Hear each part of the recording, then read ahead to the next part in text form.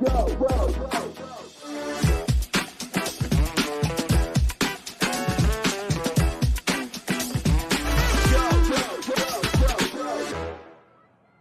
te ti, e te tā rauranga tira mā, tēnā koutou katoa. Nau mai haere mai ki Rotorua, ki te pāwhu te pōro, Māori whakataitai a motu roa mano, roa tekau mā whā. Ko Māori Williams tēnei, māua ko Tiveri Guthrie, he kai whakapāho mō tēnei rā. Kia ora Tiv, great to have you here mate, how's things going? Tēnā koe Maia. Kia ora koutou, e mihi atu kia koutou I tēnei ahi. It is fantastic to be here at the Māori Touch Nationals. Weather has started to play ball a little bit this afternoon, so looking forward to seeing some great touch football action this afternoon.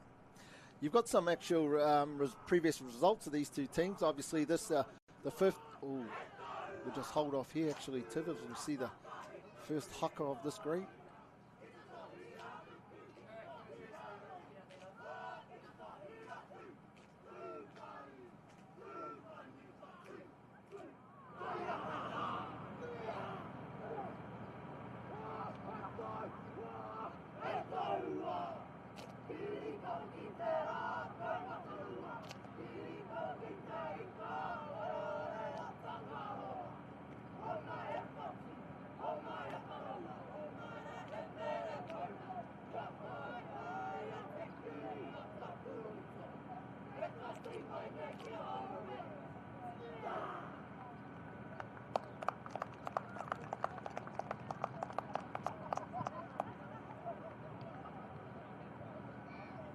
And then we had it, Siv, a mean challenge laid down for our Queensland Māori team. It's so great to have them over here, and we talked a little bit this morning in the first block of games of Hika with regards to the kaupapa of this tournament, so much more than touch, people reconnecting with who they are and where they come from, and we just see it again, the many of our Māori whānau that are over in Queensland being able to come back here and just do that. Absolutely, and it's an incredible opportunity for them, isn't it? And, you know, you talk about the kaupapa of this tournament. You know, I would argue, and I know a lot of players share this sentiment as well, that the on-field action plays a secondary part to the kaupapa, and you can see that it's at the heart of most teams that are at this tournament here. Just prior to the haka starting, I was talking about the second block of games that we find ourselves in. We've got the 21 mixed grade first starting us off here. We've got Ngāti Hauaa versus Queensland Māori. And then the next three games after that, we're into our 17 girls grade, 17 boys grade, finishing off with a real hot open men's grade. Also said, Tiv, you got some previous results for these two teams? Yeah, well, I was trying to keep an eye out on all results as we can see the team lists up on your screen at the moment. So Queensland Māori, they've started off strong in this tournament with 2 wins from 2, beating Tauranga Nui Akiwa and Te Ati Haunui a Pāparangi by a scoreline of 7-2 and 5-4. And then you go across to the Ngāti Hauaa team, who went down to Ngāti Porou, a very strong Ngāti Porou side, and then they got a win over Tauranga Nui Akiwa as well, 5-2. So bit of a mixed bag for Ngāti Hauaa, but Queensland Māori will be looking to finish their day strong with 3 wins from 3. Yeah, talking to the Ngāti Hauaa managers, they said they had a slow start, but they reckon they've hit their rhythm now, and they're ready to show that this on the live stream. I've seen them as they got asked to go line up. They were big smiles on their face. I think for a moment they forgot they're here to play touch, and they're looking forward to being on the live stream. Well, that's it, isn't it? You know, especially for these young kids, the opportunity to be on a live stream game that's broadcast all around the world, thanks to Whakaata Māori.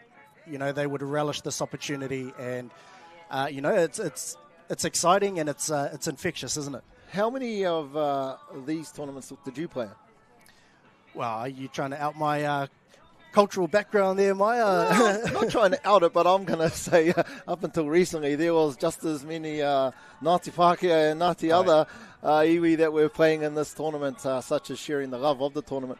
Yeah, well, it's become a lot more specialised, hasn't it? You know, back in the day, you'd probably have people from all walks of life that would be playing at this tournament, myself included. I only played in one Māori Nationals. I was way back in 2009, I think, showing my age there. But it's great to see all of these young kids coming through that are able to play in their tournament. And here we have the Queensland Māori team tapping us off. This the first of a second block of live stream games, day one of the 2024 Māori Touch National Championship. Straight into their work, big left to right pass. Pretty hot start there from the Queensland Māori. Yeah, we're trying to fire a shot early, aren't they? The long ball went out to the right-hand side, and it just didn't quite hit the mark there. But Queensland Māori showing why they are 2 from 2 already. No, I'm not sure how many games you've seen this morning, but the conditions really had a big impact on all of the games. There's very few long balls. I think the first long ball we've seen was in the 4th game, but a lot of this, unfortunately, and that was just that underfoot conditions, wet, the ball getting dewy, so a number of errors in the roll ball. Yeah, well, you have to play to the conditions, don't you? And when it is windy, it is wet underfoot, the ball is slippery. You know, it does make sense for teams to play things in close, as we see Queensland Māori hot on attack here. Unfortunate there, we have a forward pass there from the Queensland Māori. Looks like a nice setup. I'm not sure if the ball seemed to come out funny. I'm not sure that's what they're going for. Well, the wind is at their back, isn't it? You can see the flags in the background, the KBS flags as well as the Tino Rangatiratanga flags. Strong at the Māori back, so it will be a tough pass to try and make when you've got the wind behind you trying to pass that ball flat or at least in line. Ngāti Hauaa now get their first penalty of this game. They were just methodically working their way through that orange zone, trying to get some new subs on. Wondering if that's sunscreen or probably a bit of face paint. Well, it's got to be for show, isn't it? You know, when you know the live stream game is coming, you want to pull out all the stops. So definitely making an impression there. Great yard there from number 15, Nikora. Really got them on the front foot. 4th touch, 2 to go. Nikora here working with Toa. Trying to set things up in the middle. We've seen Queensland, they look actually pretty lethal down there, particularly in the middles on that 7-metre attacking line. They looked very strong, didn't they? And very assured, and it was almost an easy set to defend. Ngāti Hauaa will be wanting to get a little bit more organisation when it comes down to that 7-metre line and not want to waste any opportunity. Nice strong there from number 4 from the Queensland Māori team, Hickling. Hearing from their managers, they say the strength is in the girls in this team. And that should be the strength for any mixed team, shouldn't it be, Maya? You know, you look at any decent team throughout the course of history in touch football, you are only as good as your females when it comes to the mixed game. So if you don't have strong females to support your males, then the chances are your success isn't going to be very high. Well, you look, again, you're talking historically in the success at that top level, the elite level in the open grade with our New Zealand teams. So the most successful one is the open mixed. And that is purely not to de-elevate the men, but the women that have been playing in those teams over the years have been amazing. Ngāti Hauaa here, hot on attack again. Their second opportunity in this attacking half. They'll get a piggyback penalty. Offside there from Queensland Māori. Yeah, we'll see if they can convert here. They didn't really fire a shot on their last set of 6, attacking on the 7-metre line. I think they'll just want to get that ball a little bit closer to the 7 and try and balance the field. They're very centred on the right-hand side, so we'll see what they can come up with. Backdoor play, looks to go right to left, long ball, great defence again. Super impressed with the wingers in all of the grades. So far, this will be our 5th game, but the first 4 games, just difficult conditions to be defending in laterally, but they've been making great decisions. Have all of the wahine on the wing so far. Yeah, and in a team, you know, we talk about females being strong in your team. You've got to have strong wingers as well. Gone are the days, long gone are the days now when you used to just sort of throw anyone out on that wing position and leave them to fight for their life. But, you know, it's become a lot more of a specialised position these days, which is why you get a lot more defensive stops, particularly out wide. Queensland Māori looking really sharp, like the work they're doing through that orange zone. Give themselves great opportunities down this end. We see another 3-3 set up, go to this left-hand side, much better pass. Great space, great holding the space there from the number 2, from the Queensland Māori. Rihanna Spears, excellent work. Took us through this one, Tiff. Yeah, well, the sweep came around and it was all down to the dump, wasn't it? As the ball came to the middle of the field, they really sucked in that right middle defender and then got him turning in, which meant that on his retreat line he had to turn back out, but just not enough time to get out there and make the touch. 3-on-2, easy draw pass, and Queensland Māori go 1-0 up early in this one. First to strike, Queensland Māori. They definitely look the most likely. You can tell, talking a bit to Hika, as we see here, Ngāti Hauaa down the right-hand side. Late cut, had the defence falling over. He held that pass up nicely, didn't he? He scooped, took on the safe side, engaged that save defender, just enough for the late cut to come, and that was a brilliant piece of work there. As you see on the replay, he scooped straight at the corner defender, drew the save side defender, and it was a great 1-2 play there. That was Kōtuku Wirihana that went over, and they've levelled it up. Yeah, Cortez, great work. Sorry, not Cortez, like you said. Tama Feki, 14, setting that up. Queensland, though, straight into it. This is an interesting question. You've been a player at the top end for a long time.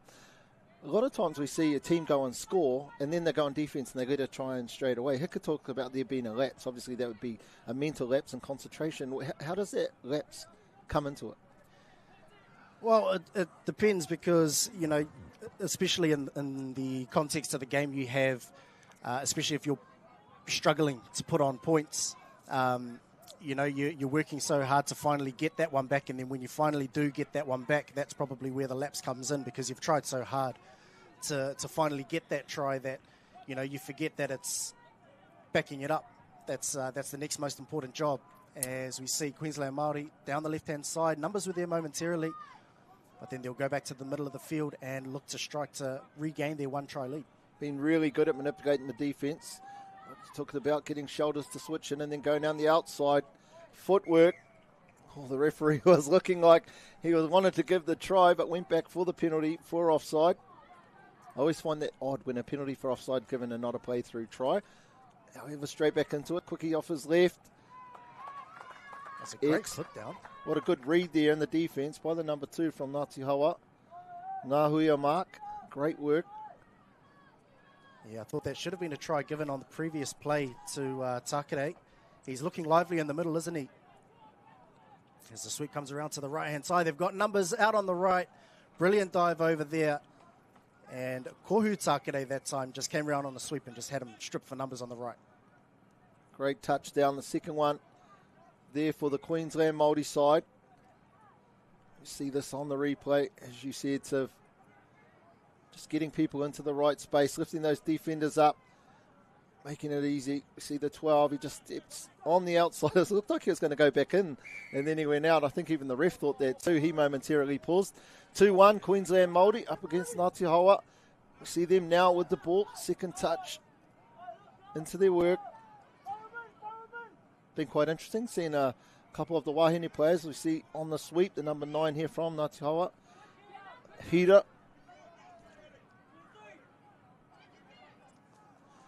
Gone are the days, really, isn't it, Tiv, where there's the mismatch, the so-called mismatch, the male versus female. Yes, there still is those opportunities, but the strength, the ability of the female player has minimised that mismatch so much. Absolutely, and I think the way that Peter Walters describes it, the only mismatch that there is in touch these days is tired versus fresh. And so, you know, there's not so much male versus female mismatch. It's more, you know, tired versus fresh, because that's really the only way that you're going to beat a defence, isn't it? Just recently been at an earlier tournament, and the amount of left-to-right passes we see these days are showing my age, but I could count how many there were in a tournament on one hand, whereas nowadays Ngāti Hauaa looked to go on that right-hand short side. Unfortunately, it was a forward pass off the ruck, well picked up by the referee. Queensland get away with that one, Queensland Māori side, and this is the part I think they're doing a better job in. Yeah, and it's pretty well documented, isn't it, Maya, that the team that can dominate and control that orange zone on the field, they definitely go a long way towards winning the game. So Queensland Māori definitely have the upper hand in the early exchanges, and we'll see if Ngāti Hauaa can level it up. Just really hearing the comms, just sitting behind this Ngāti Hauaa sub-box, really getting that comms out to their team, trying to get their attack sorted. Still changing players.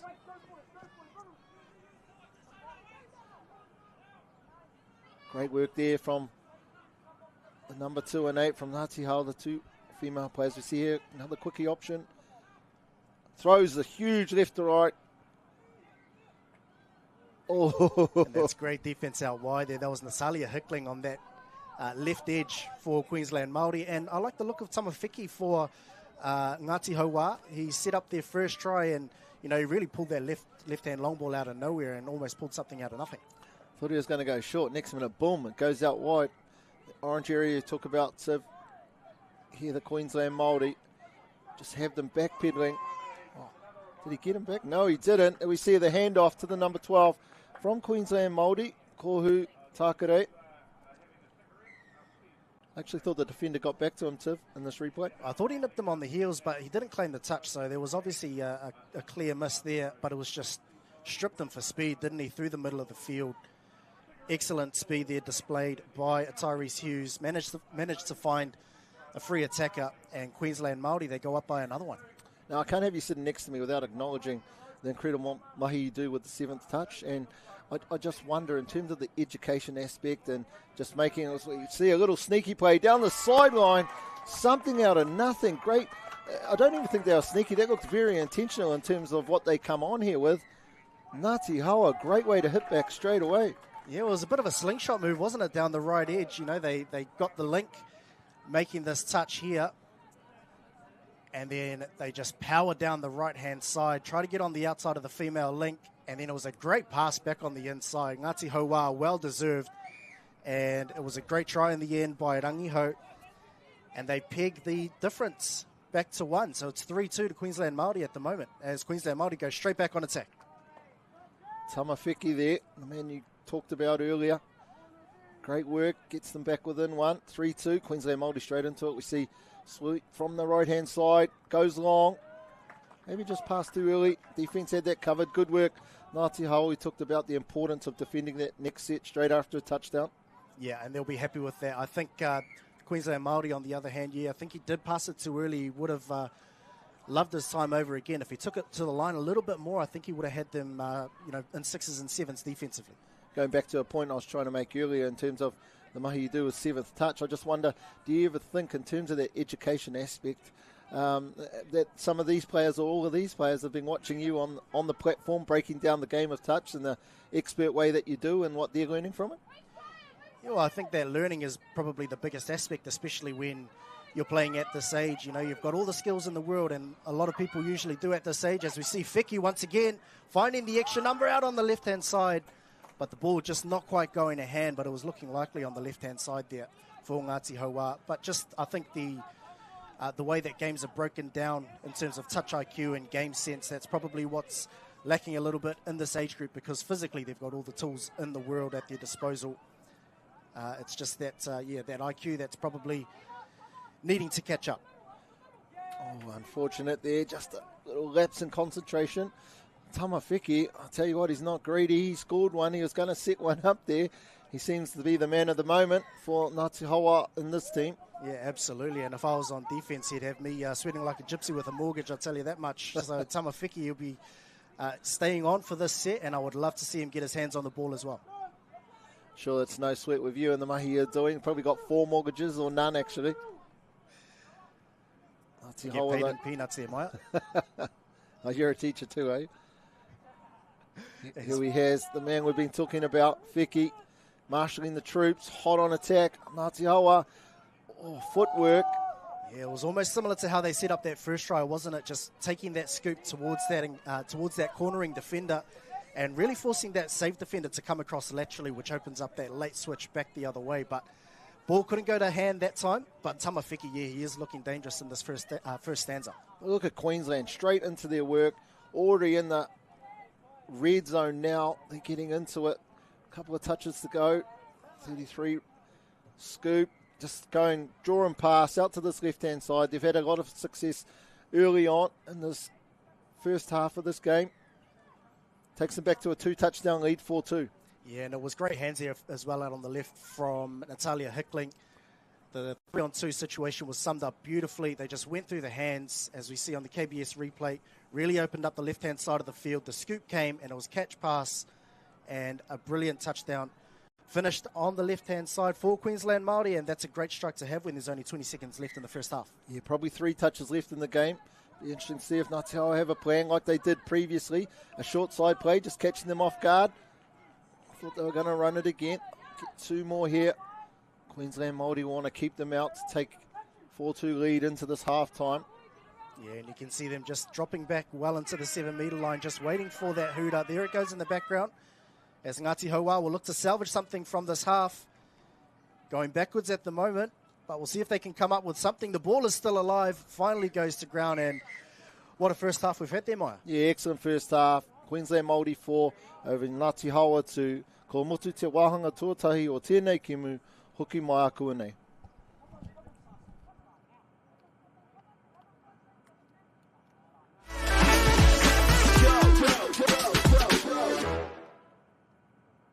Don't miss this amazing value for Black Friday. Keep a lookout for exciting products at the lowest prices. Where you find a competitor's low price on the same stocked item. We'll beat it by 15%. Even during Black Friday. Lowest prices are just the beginning.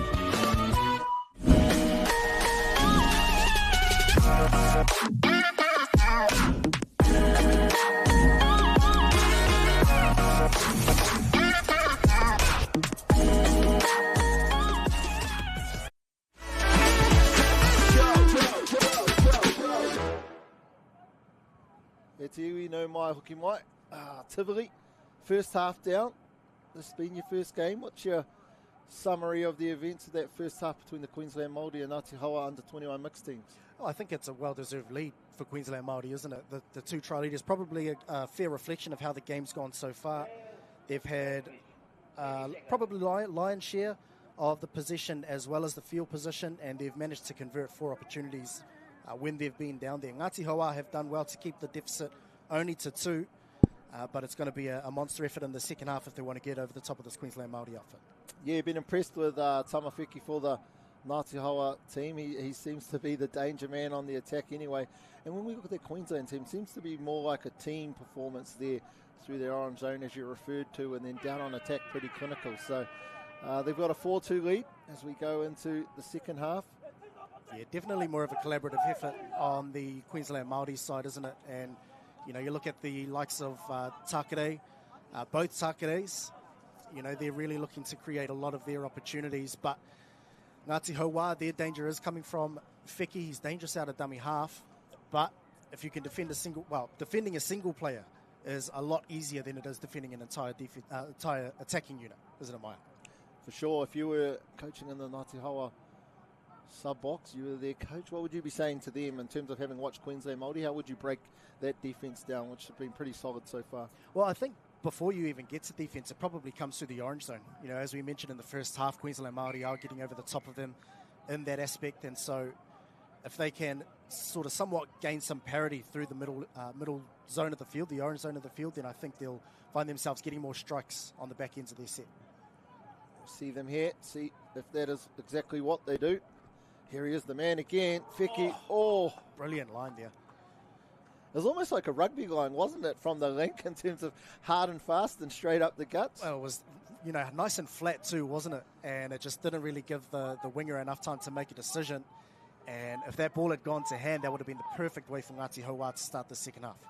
Perfect start, nearly, but Queensland Māori doing what they've done so well. And as I say it once again, putting the mockers on them. I just love the work they do. Obviously the subbing pattern that they have just works so well for them.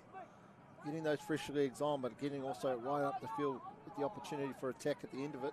Yeah, and this as well, I think defensively through the orange zone is probably a part that we haven't really talked about as well. But, you know, part of the reason why Ngāti Hauaa haven't been able to get up the field is because of defensive efforts like that from Queensland Māori. And, you know, as much as the work you do with the ball, it's the work you do without the ball as well, just suffocating them, aren't they, Mike? For sure, you're totally right. We see them again, just Ngāti Hauaa going laterally, nearly pulling something out of the bag. Number 12 there, to Toa. Just trying to get caught up in the ruck there, and I don't think that's the place you want to be against this Queensland outfit. The third of the live stream games we had was against the senior mix, and as you can imagine, a lot of people you would have played with and against, they were pulling out all of the tricks, some of them working and most of them not. The refs are too smart these days, as Queensland Māori looking threatening here. But the ball just not quite going to hand. Takiwā, when he's on the field, there's generally something happening around him. And also been really impressed with that Rihanna Spears, the number 2 there from Queensland. Yeah, well, she was setting the platform on that previous set, wasn't she? And here we go, just that defensive effort talked about once more. That's gone a mile forward. But that's all due to that defensive pressure that Queensland Māori are putting on them. And coming out of the second half, they just seem to have ramped up that part of their game. Great chance to put the first touchdown on the board. See him here. working with the player we've been talking about, Spears, the number 2. Easily defended there from Ngāti Hauaa. Good recovery there. There was Ngahuia Mark with great defence there. Now Queensland Māori, they're really causing trouble with these sweeps, just really getting the Ngāti Hauaa middles into tight. Makes their retreat line a lot harder, and they only just managed to come away with that one defensively, Ngāti Hauaa. Silimaka, he thought he was in there. Beautiful line, speed onto the ball. Great touch though. 5th touch, what the Queensland Māori got. Bit of footwork again. Didn't quite understand. Silimaka was just inside him. Border ground, good defence here in Ngāti Hauaa. Yeah, well, I think maybe the plan was just to kill it out on the right-hand side. The ball went there pretty much straight away, knowing that it was the 5th and final touch. But some wires crossed, and Ngāti Hauaa, due to their defensive pressure, they're able to gain about 10-15 metres without the ball. So great defensive effort there from Ngāti Hauaa. Ooh, I wondered if it was going to get called forward there. It technically wasn't, it was straight, but because he got pushed and he went back so far behind the person he passed to, I could see how the referee thought that was going to be a forward pass. Good touch though. Nice recovery from that mistake. Yeah, that was a nice strong touch in the ruck there. As we mentioned earlier in the pre-game, you know, the conditions play a big part. We've had a spot of rain this morning. It started to dry up a little bit towards the afternoon. That pass very flat at the ruck. But you've got to have that ball control. You miss playing, Tiv? You play much yourself? I try to dust the boots off about once a year.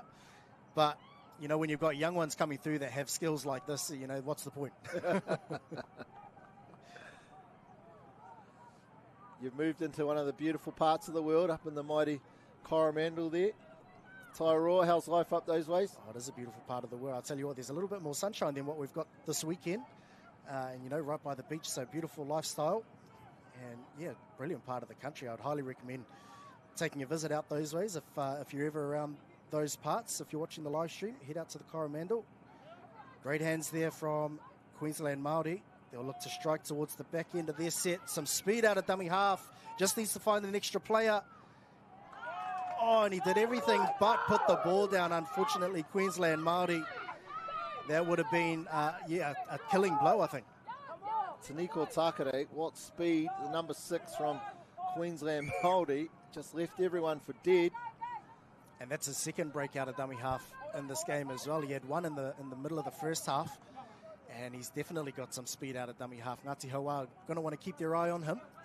Another one of those players that you'd be sweating about if you're defending against him? Absolutely, definitely. 100%. And he stayed on the field for this attacking rate as well as they look to run a 33 peel straight down the middle of the field. What a play there from Tyrese Hughes. He set up one in the first half and he's just come straight down the lane and split the middles on that one and gets Queensland Māori's 5th of the afternoon. You talked about it. Takere staying on the field. Nearly set up in the previous set. They fake him straight into ground. Hughes. Good timing onto the ball. Great line. And what a dive too. Just like a buttered pancake sliding off a plate. Beautiful straight along the deck. And Queensland Māori now with a three-try lead. Pretty commanding at the moment, especially with only 8 minutes left on the clock. Yep, game feels closer than what the score suggests. That's how here he is. We haven't talked about him a few times. Fantastic call from the referee. Early comms, you could see him saying play through. Feke, obviously knowing they were offside, got down, got low, and we'll see it here. And it was all in the dive as well, wasn't it? You know, if you thought Hughes's was good, this one here from Feke is arguably even better. Just hit the deck early, using the wet conditions to just slide along the ground. And that's a well-taken try there from Ngāti Hauaa. They're not going to give up this game without a fight. Feke, physically gifted, but very, very intelligent play there from him. Can they keep this Queensland Māori team out, though? They've been threatening every time they're down here. Oh, you just wonder how that happened. It looked like nothing was on. The play was dead. The link here from Ngāti Hauaa lifted up nice and high to shut down play, but unfortunately the space was there. She did, didn't she? She lifted up nice and high off the line, as you mentioned, Maya, and that forced the attacker to go only one way. But then just a momentary lapse in concentration from the two middles just opened up the hole long enough for the dive to come through. And Gilbert Marino with another great dive. That's three tries in a row coming straight along the deck. And that deficit back out to 3, 6-3 to Queensland Māori. 6.5 minutes left in this one. And we'll see what Ngāti Hauaa can come up with on this attacking set. Must be so deflating. They clawed back in there to get within 2 and then try straight away. Here they go again. I was thinking, surely not. That looked like there's more than enough defenders there to stop that play. Almost sliced through. Now they'll look to sweep. You can see them hovering around the back of the ruck there, just trying to get both of the middles up. They finally get to their spot, although just didn't quite execute. And now with an all or nothing long ball out to the left-hand side. Ball did drift forward, as you mentioned in the first half. The winds to the backs now of Ngāti Hauaa. And no try in the end for them. And now Queensland Māori will ruck off their 7-metre line. Really impressed. I just like the work that they go into, and it's the work from the Wahine in this Queensland Māori team. They're timing onto the ball, win the dummy half. They got to get that ball up straight away as we see him going straight through the number 12 Takiwā. If it's not number 12 Takiwā setting it up, it's number 6. There's quite a few, isn't there? And I was just about to give props to another Takiwā there. There was Awhio Takiwā, the number 3 for Queensland Māori. That set of 6 just went straight up the gut, straight up the middle of the field, and they've been rewarded with the penalty on the back end of that one, and essentially a 12-touch set here for Ngāti Hauaa. They're going to have to be on their wares defensively. Beautiful play there from Queensland Māori. Yeah, very tough to defend a 12-touch set, giving away that penalty on the last, and you can see the fitness really starting to kick in for them. They've been made to do a lot of work defensively, and this was just a well-taken try there from Queensland Māori. I remember a few years back now, in terms of going through the stats of how many touchdowns were scored when a team was given a penalty during the set, and I think it was about 83%.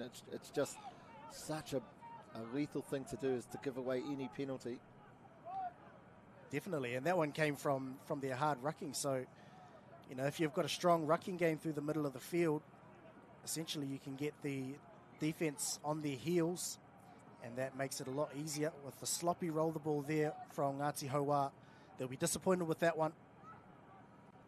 Now Queensland Māori, will they go up the middle of the field again on this set? It seems likely. Surely in all the games that you break down, you've seen the differences between the New Zealand and the Australian game, and this is one of the ones I talk about often, particularly as a referee. When the ball's turned over, you're looking forward to getting off and having a sub, but with the Australian team, so often you knew they're coming straight back down the middle, and there's Takiwā there, the number 6 for Queensland Māori. Well, it's all part of playing the percentages, isn't it? And great defence shown there from Feki on Takiwā. Two of the standouts from this game, definitely, but it just shows that intent, you know, when you're looking at how you're going to get the ball up the field and keep it there for as long as possible, which is why Australia like to, you know, ruck down the middle of the field, whereas New Zealand sort of adopt more of a bailout mentality, trying to get towards their box so that they can get off and get fresh legs on the field. Whereas Australia, they just have that fitness and that mental strength, I suppose, just to keep it up the middle of the field, stay on for just that one extra set, and see if they can force something in terms of an error. I think it's also time, place, circumstance in terms of, for the Queensland Māori, they had a fresh set come on. They defended 6 touches, so there's almost no need to go off. In that case, they're nice and fresh, so straight up the middle, putting the pressure on Ngāti Hauaa in terms of their defence. That's what I like about that type of mentality, rather than robotically going defence sub. And now that they've defended a couple of sets, they've been on for a couple of sets, now they'll work their way to the box. And then the players that are coming on now, they should be as fresh as a daisy. As if it was the first half. See what they can do. Previous try scorer here. We see him going through. Tyrese Hughes, does he link up? Looking to the sideline ref to get a bit of help. He's A-OK. Gives him the all clear. 2 steps back. And there we have it. The 8th touchdown for Queensland Māori. Great work there from Tyrese Hughes. And that'll be the nail in the coffin, wouldn't it be? As we see on the KBS replay, Hughes just straight out of dummy half. It was a great drive to set it up. And he just had the speed just to get in behind so fast that he broke through the Apollo Projects banner in the in-goal area. And a fantastically well-taken try there from the Queensland Māori. 8-3 and I think they'll walk away with the win in this one. Polo Project's one of the amazing sponsors here, as well as Caltex, Bailey's, New Zealand Carbon Farming. We talk about it all the time. We love these events, but they simply don't exist without the incredible support by amazing partners. Another one of those very, very flat passes there off the ruck. Well, they've let a few go in this game, haven't they? And you know, you don't mind, I'm sure all players will say the same thing, you don't mind them being given away as long as it's consistent across the course of a 40-minute game, or in this case, a 30-minute game. And I think the refs have done a pretty good job in this one. Very good job. You can see that by the scoreline, the end-to-end action, the limited amount of penalties. Been impressed with the referees. Really like the early communication. They're giving both teams that every advantage they deserve. But again, it's just this work through this orange zone, Tiv. If you never watched touch before, I don't think it'd take you too many games to realise the importance of that zone. It's just like any oval ball sport, isn't it, Maya? You control the middle third of the field. You control most of the game. And, you know, that's all Queensland Māori really need to do at this point, is just push the ball up the other end of the field. They don't have to score. They've got a healthy 5-try lead. And really, it's all up to Ngaati Hauaa, as we see, a bit of a collision there. But just leaving it in the hands of Ngaati Hauaa to try and force the issue. Yeah, it looked like it was, I think it looked a little bit worse than it was. Just the wet footing, the defender slipped over and the attacker went over. But here's one of those penalties. 83% of the time back in the days, the non-offending team would score off this. Let's see if Ngaati Hauaa can take this opportunity. Got something going down this left-hand side as we hear the hooter in the background. That's the last touch. We hear the whistle. The referee blow the whistle. Then on the first of the second block. No. Referee wants to do a bit of OT. And now we have that final whistle, Tiv. 8-3. Queensland Māori over Ngaati Hauaa. Great effort. Great to see our whānau from over in Ahitereiria come back to play here where they're from, representing where they are at now. Awesome game. Don't go anywhere. Right up next, we go straight into our 17 girls grade. A really exciting game. Two of the better teams in the grade up next. See you then.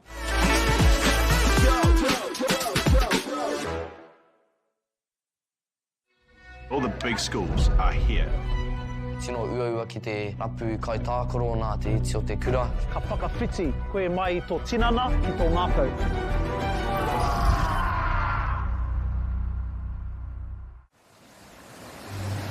We're going to have Māori getting ownership rights recognised in the takutai Moana. So they created legislation, Foreshore and CBD. How can you allow this to happen in the 21st century? What it is the same old faces, the Ken Mears, the Harawira families, the haters and wreckers. It's about time we started looking to a new future. What you can do in 50,000 turn up. Okay. Let's go then, eh?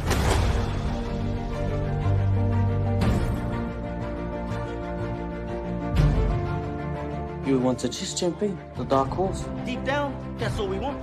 Freedom. You sucker. You better watch out, you fool. I often think of my cousin. She didn't have anyone. She had us. You're pretty beautiful. Same.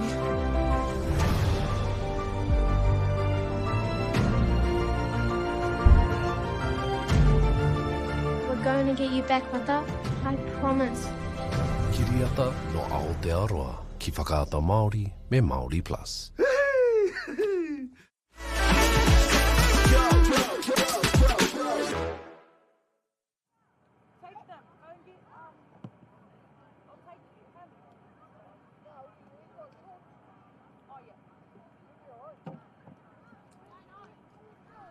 Kia ora to you and welcome back to the post-match of our first of the second block of games here on day one of the 2024 Māori Touch National Tournament, where we've seen Ngaati Hauaa up against Queensland Māori, a dominant performance there from Queensland Māori, really owning that orange zone, helping them get out to an 8-3 end score line. Tiv, your summary of the overall game? I suppose as it was in the first half, a fair reflection of the game. Queensland Māori very dominant in that one. You know, we talked about the strength of the likes of the Takeres in the middle of the field, the Hugheses, but they were ably assisted by, you know, the Awhio Takere was one of them. and a few other their females as well. But, you know, I think just the amount of opportunity that they had down on the attacking 7 metre really played its part in terms of the end score. Just looking out from our commentary box, we see the two teams, and again, that whakawhanaungatanga that we've seen after every single one of the games, not just here on the live stream field, but on one of the other 11 fields out and about, just teams getting together and sometimes finishing with a karakia, but always the cheers together, embracing each other. And while they're representing different iwi, many of them are from that iwi also. So just catching up with their cousins they just played against.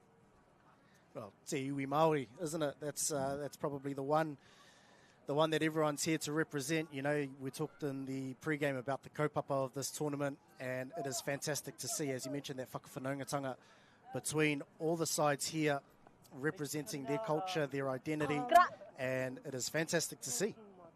Well, the next game of the next grade that we look at is the under-17. Thank you, New Zealand Māori Nationals for this tournament. Someone taking the... Mega loves to everyone. That's Te Ngā Kaupapa. Follow me on Instagram.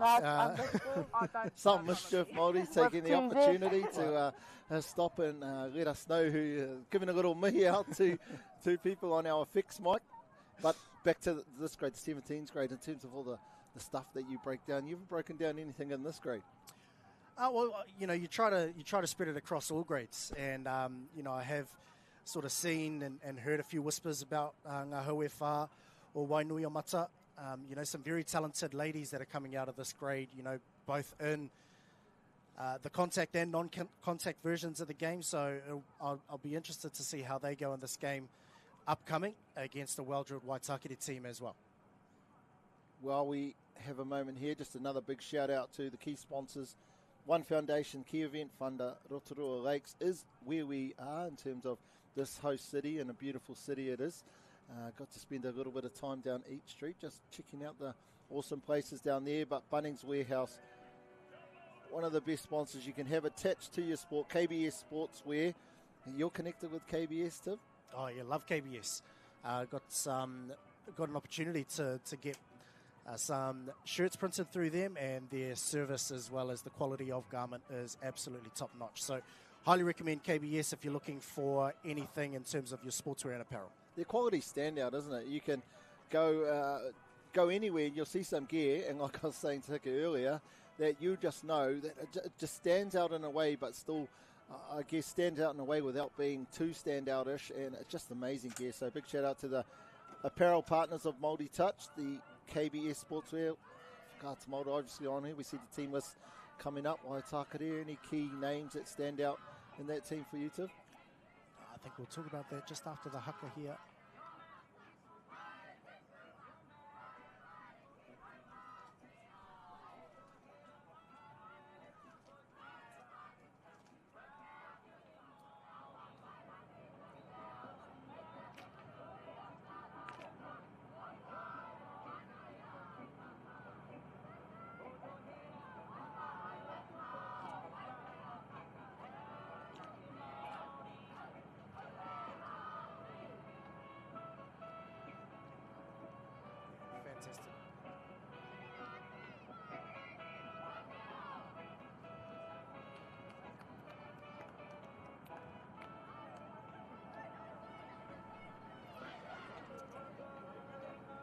And fantastic there from ngā hauewha o Wainuiomata, and we hope to see a lot more of those from all of our iwi, all of our contingents tonight at the Pō Whakangāhau as well. But yeah, in terms of the playing personnel for Waitākere, you know, when it comes to the youth grades, it's a lot harder to identify key players. So, you know, I'd love to see a collaborative team effort as, you know, overshadow sort of individual play, if that makes sense, Maya. How cool is it to be Māori, right? There's so many millions of reasons why it's cool to be Māori, but I just, even in the sport of touch, been over in Manchester at the World Cup and seeing our people from New Zealand when someone did their 100 test and they're all going over there to do a haka for them as they finish that game, and then the tunnel, it just gets done the right way, and so many of us, we don't do it to stand out, we do it because it's important to who and what we are, isn't it? Definitely a mark of respect which is shown, and I would probably argue that there's no other culture out there that does it like te iwi Māori. Waitākere, first opportunity on attack. See a beautiful right to left pass there from the number 1 from Waitākere. Zaria Smith, great catch, just trying to catch the number of the winger who got that, the first touchdown for Waitākere. It was a well-taken try, wasn't it? They just got the open side quickie. They had the Wainuiomata girls in the middle, sort of twisting and turning, and then took advantage of that with a beautiful right-to-left pass, as we see on the KBS replay. Just drew multiple defenders forward, got that open side quickie, caught the Wainuiomata defense out of position, and then a great finish out on the left-hand edge there. Before we know it, straight back into it. Missed the first 2 touches. Ngaati Wainuiomata nearly bounced back straight away. Desperate dive there. I think that was Peyton Nathan in the middle of the field for Waitākere. And now the girls from Wainuiomata will go straight down Main Street, straight down Each Street. And they are, they've got a meat pie on the board for their troubles. 1-1 early in this one. Ropatini it was, the number 8, Jada Ropatini. We see her here just manipulating the defense, getting them where she wants, off her right, slides under, and easy can be. What a start to this one, 1 each. 1 each, and if the game carries on like this, I think we're going to enjoy ourselves a high-scoring match, which will be contrary to the conditions. So we'll see if both of these teams can maintain this type of form throughout the course of the game. Waitākere now, just working their way up the field, getting the players where they need them to be. We see here the number 12 organising things, Peyton Nathan.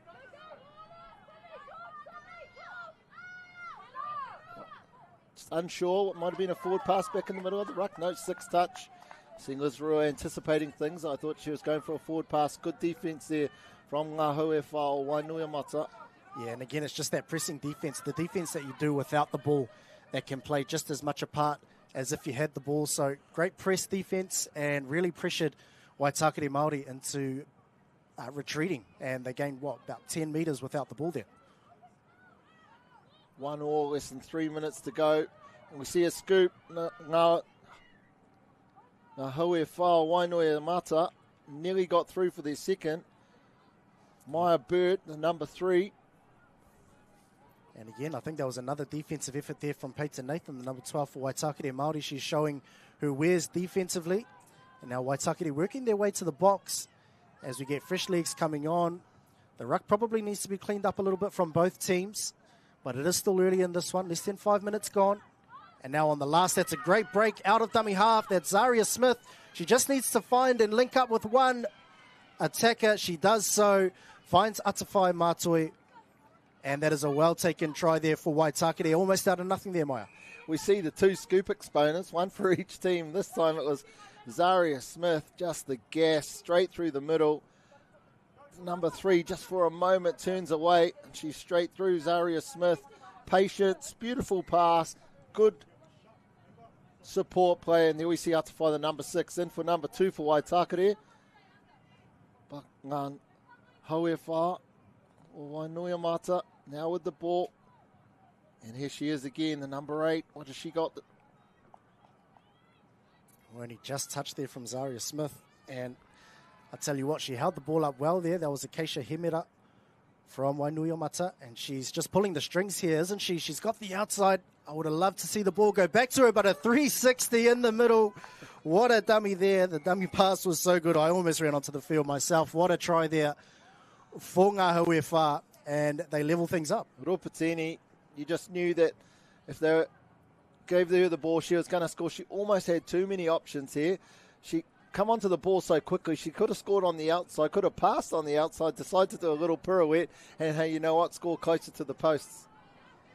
What a well-taken try there from Wainuiomata. I think Waitākere maybe might be a little bit disappointed with that defensive effort because it was there for the taking, but as they work their way down to the 7-metre line, we'll see how they go. I don't want to call this the Smith or Patini show, but it's the last 3 minutes. It pretty much has been. The number 8 from Ngāhui Wainuiomata. Oh, crucial mistake. And obviously I said her name one too many times. The classic commentator's curse. Yeah, when you get the ball on your 7 metre line, the first thing you should always do is always punch forward. And Wainuiomata just guilty of not going forward on that occasion.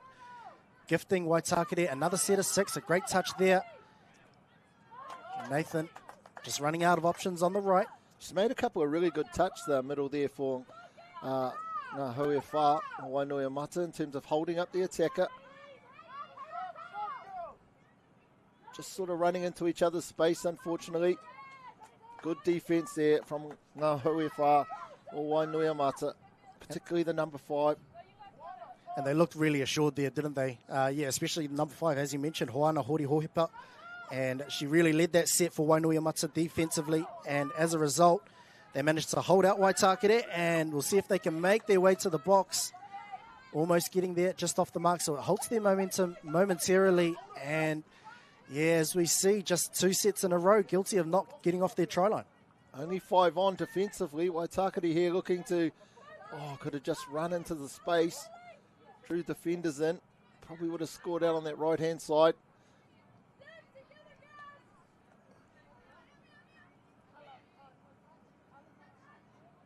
Yeah, they've got some good base plays there, Waitākere. They run a few splitters, both at a 33 and a 32 ruck, so they've got some good set pieces heading into the 7 metre line. Just the execution not quite getting there, but it is still early. We're only halfway through this first half.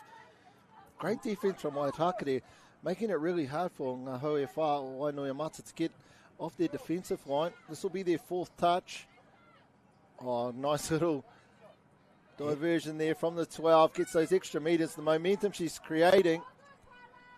Yeah, had everything but the finish on that occasion. As you mentioned, it was it really bailed them out of trouble there. That was Hemera once again. Just got the best of Nathan in a one-on-one exchange. And then just the pass not quite going to hand on the left, but it was looking promising there for Ngā Hauaa or Wainuiomata. Oh, great hands. Strong touch. What the ref, it's probably the second time they've done it. I don't know whether it's technically the right call because something happened there, but I think in terms of the game and how it's going, it's great to see. Roll the ball. Let's go again. We see Zaria Smith.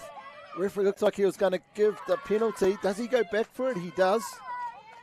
Zaria Smith just pace onto the ball. An excellent exponent of the scoop. Her speed, putting the defence under pressure, earns her team another penalty. And she's looking threatening coming out of dummy half, isn't she? So look for her when you're sort of 30 to 40 metres out. I'd be very wary if I was a Wainuiomata defender.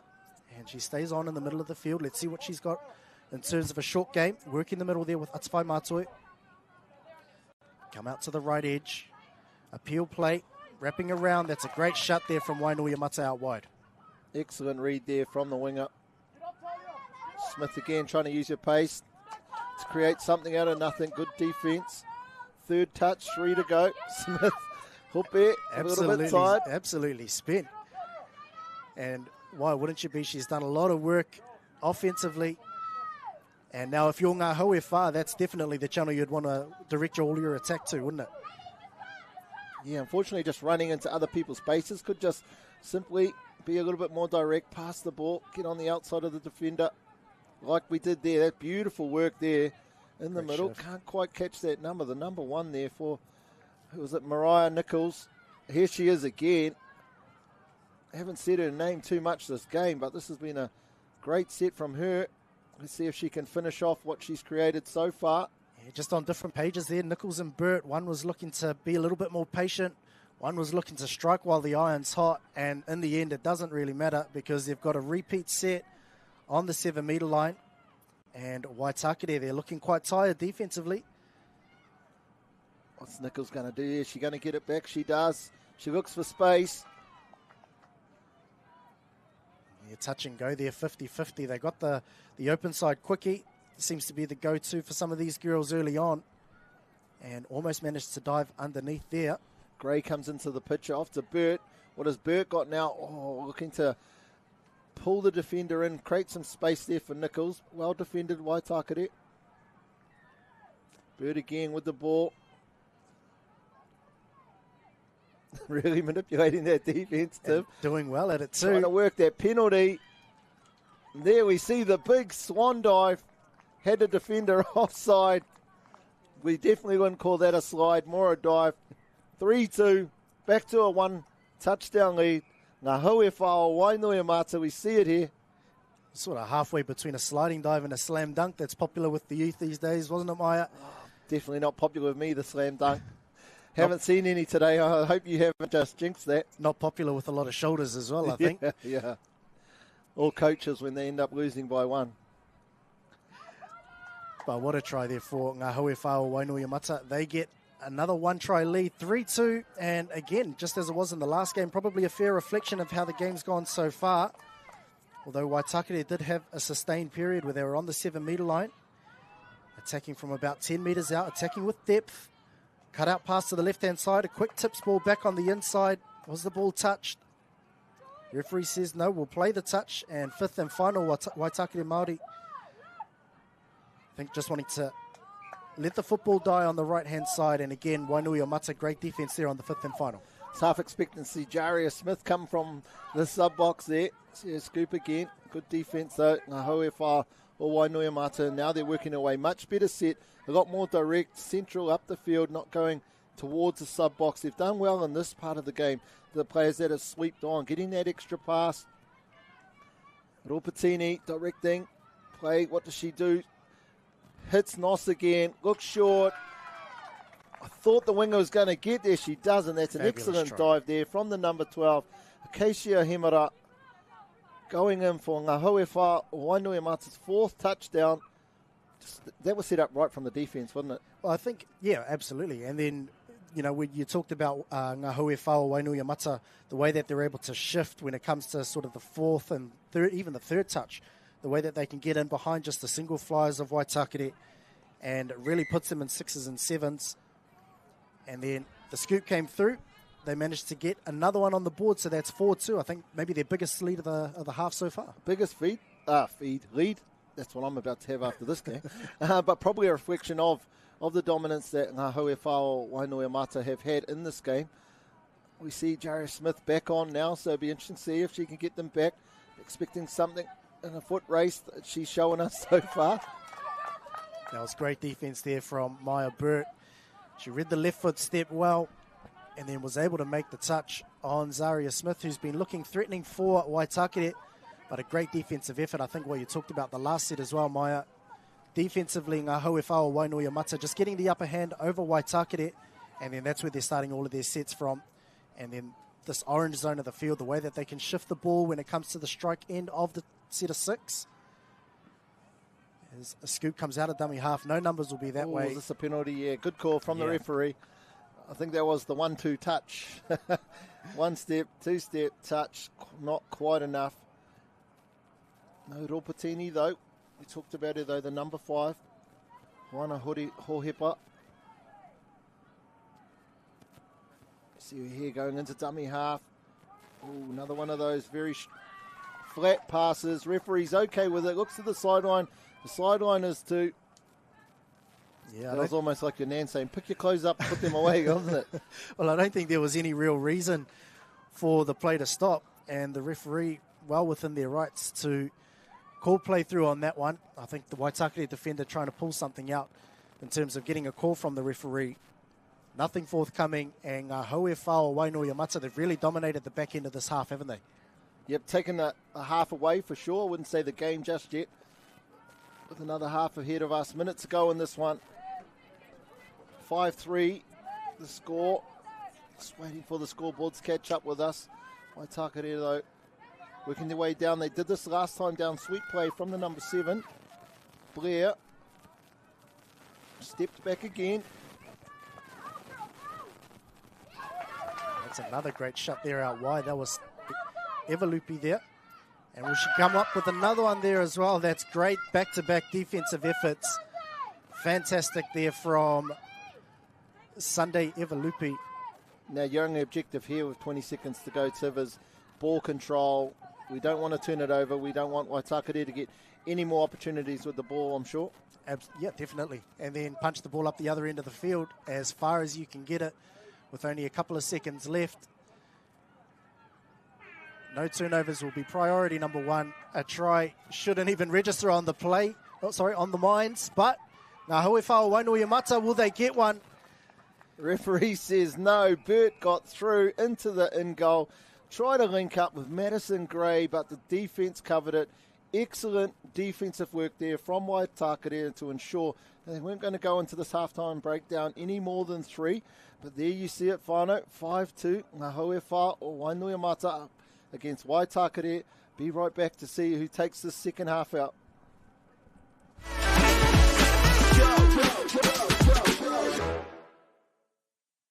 Don't miss this amazing value for Black Friday. Keep a lookout for exciting products at the lowest prices. Where you find a competitor's low price on the same stocked item. We'll beat it by 15%. Even during Black Friday.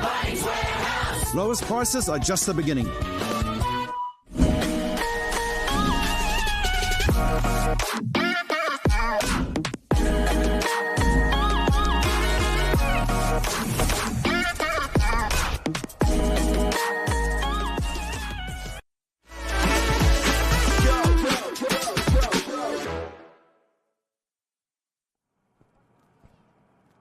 Welcome back with us at the halftime break. This is the first of our live stream under 17 girls games. Ngā or Wainuiomata up against Waitākere. 5-2 to, in my opinion, a fair reflection of the game. Your thoughts of that first half? I think you're absolutely right there, Maya. It is a fair reflection of the game. Ngā or Wainuiomata basing a lot of their game on their defensive prowess, and as you mentioned, midway through that first half, that's where a lot of their sets are sort of using as a bit of a launch pad, as a platform, because they're owning the middle third of the field as well. And you can only do that if you've got some strong defense and you're starting all your sets from your 7 as opposed to starting it, giving up a try and then starting on halfway. So Waitākere will need to pick their act up if they want to get back into this game. But 5-2, definitely a fair reflection of how the game's gone so far. Do we have a try straight off the bat from Burt? Not quite, but excellent start to the second half. Ngā or Wainuiomata straight off the tap and into it. This is a dynamic duo, Nichols and Burt, working together almost every time they've been on. They've scored. Burt decides to come left.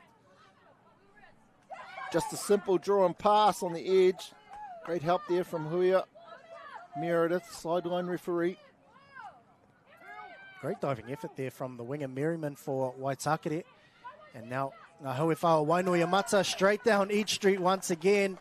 That was Mariah Nichols. You mentioned a 1-2 punch between herself and Burt. They got the quickie there and just the dive. Split the middles. Great try there. Well taken from Ngā Wainuiomata. You just seen the gap growing, didn't you? As you see her here get the ball, she's going to get a quickie here, and you see the gap growing before her. I don't think Nichols could believe her eyes. The invitation, and she took it with both hands. Doesn't need a second invitation, does she? That's 6-2. And a well-taken try there from Wainuiomata. Waitākere now looking to claw one back. Seem to be their set sort of, they're getting about here, then becoming a little bit static. So this is a little bit better. Probably wanting to take a little bit more momentum into this, manipulating that defense. It's almost like the Ngā or Wainuiomata are dictating to them, unfortunately. Yeah, and that's a credit to their defense. And, we mentioned that their defense is strong, and they just dictated the pace of that entire set of 6. A great showing defensively there from Ngā or Wainuiomata. Just able to really press forward, limit the options of Waitākere, cut down their thinking time with the ball in hand.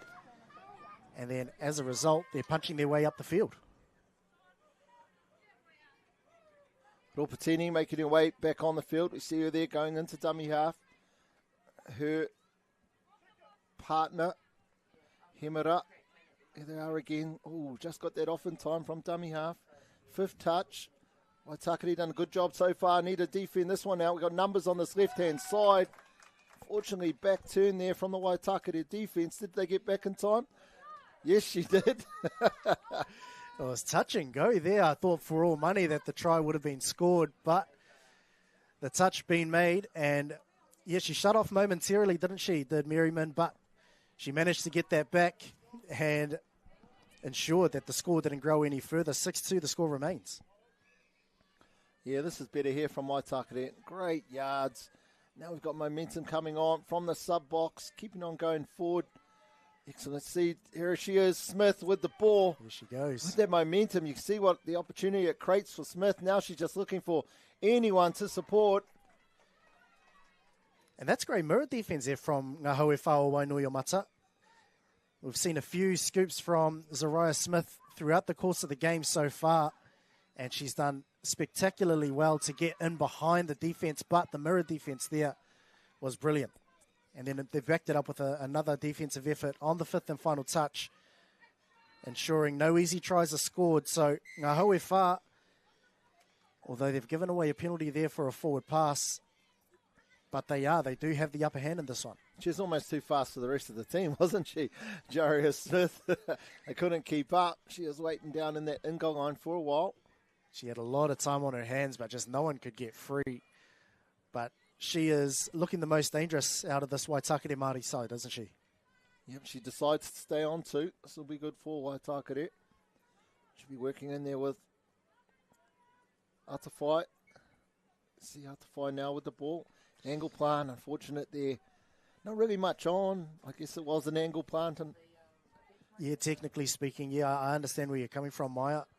And, sort of unnecessary there from Waitākere Māori. If they had just gotten into their setup, instead of burning touches down the right-hand side, they would have had more shots at the line. But as we see it, Ngaati Wainuiomata just crossing the halfway line, coming to the fifth and final touch, and the scoop comes out of dummy half. She goes right through. And now she needs to link up. She does it quite easily there. Oh, a great touch there from Waitākere Māori. I thought for all money it was another try on the board. Yeah, the touch was made on the other side of the body to the referee. So I think he heard the call maybe before he's seen it. I think it was sort of juxtaposed, wasn't it? You had Zariah Smith down one end that had no options, and then it's almost as though there were too many options on this end. What do they say in basketball? The ball don't lie, as we see Hauaa or Wainuiomata back with the ball. Another good touch there. Jariah Smith trying to do it at both ends. Yeah, Hopuhopu doing quite a lot of work in the middle for Ngaati Wainuiomata. As we see, getting a punish play. No, it'll be appeal, but they've just gone into man on defense. And no overlap forthcoming, but it was a forward pass. Maka whakamua called by our Kaiwawao. And Waitākere will get a chance to work the ball off their 7-metre line. Good defense of that set, fresh set. Hauaa or Wainuiomata have been pretty lethal on attack, so to hold them out. Actually, both teams are probably more lethal running into the red zone as opposed to getting a set on the 7-metre scoreline, aren't they? I think, the static game of both teams is probably being outshone as a heavy-handed touch there. No, this isn't the NRL 9s. It is the Māori Touch Nationals.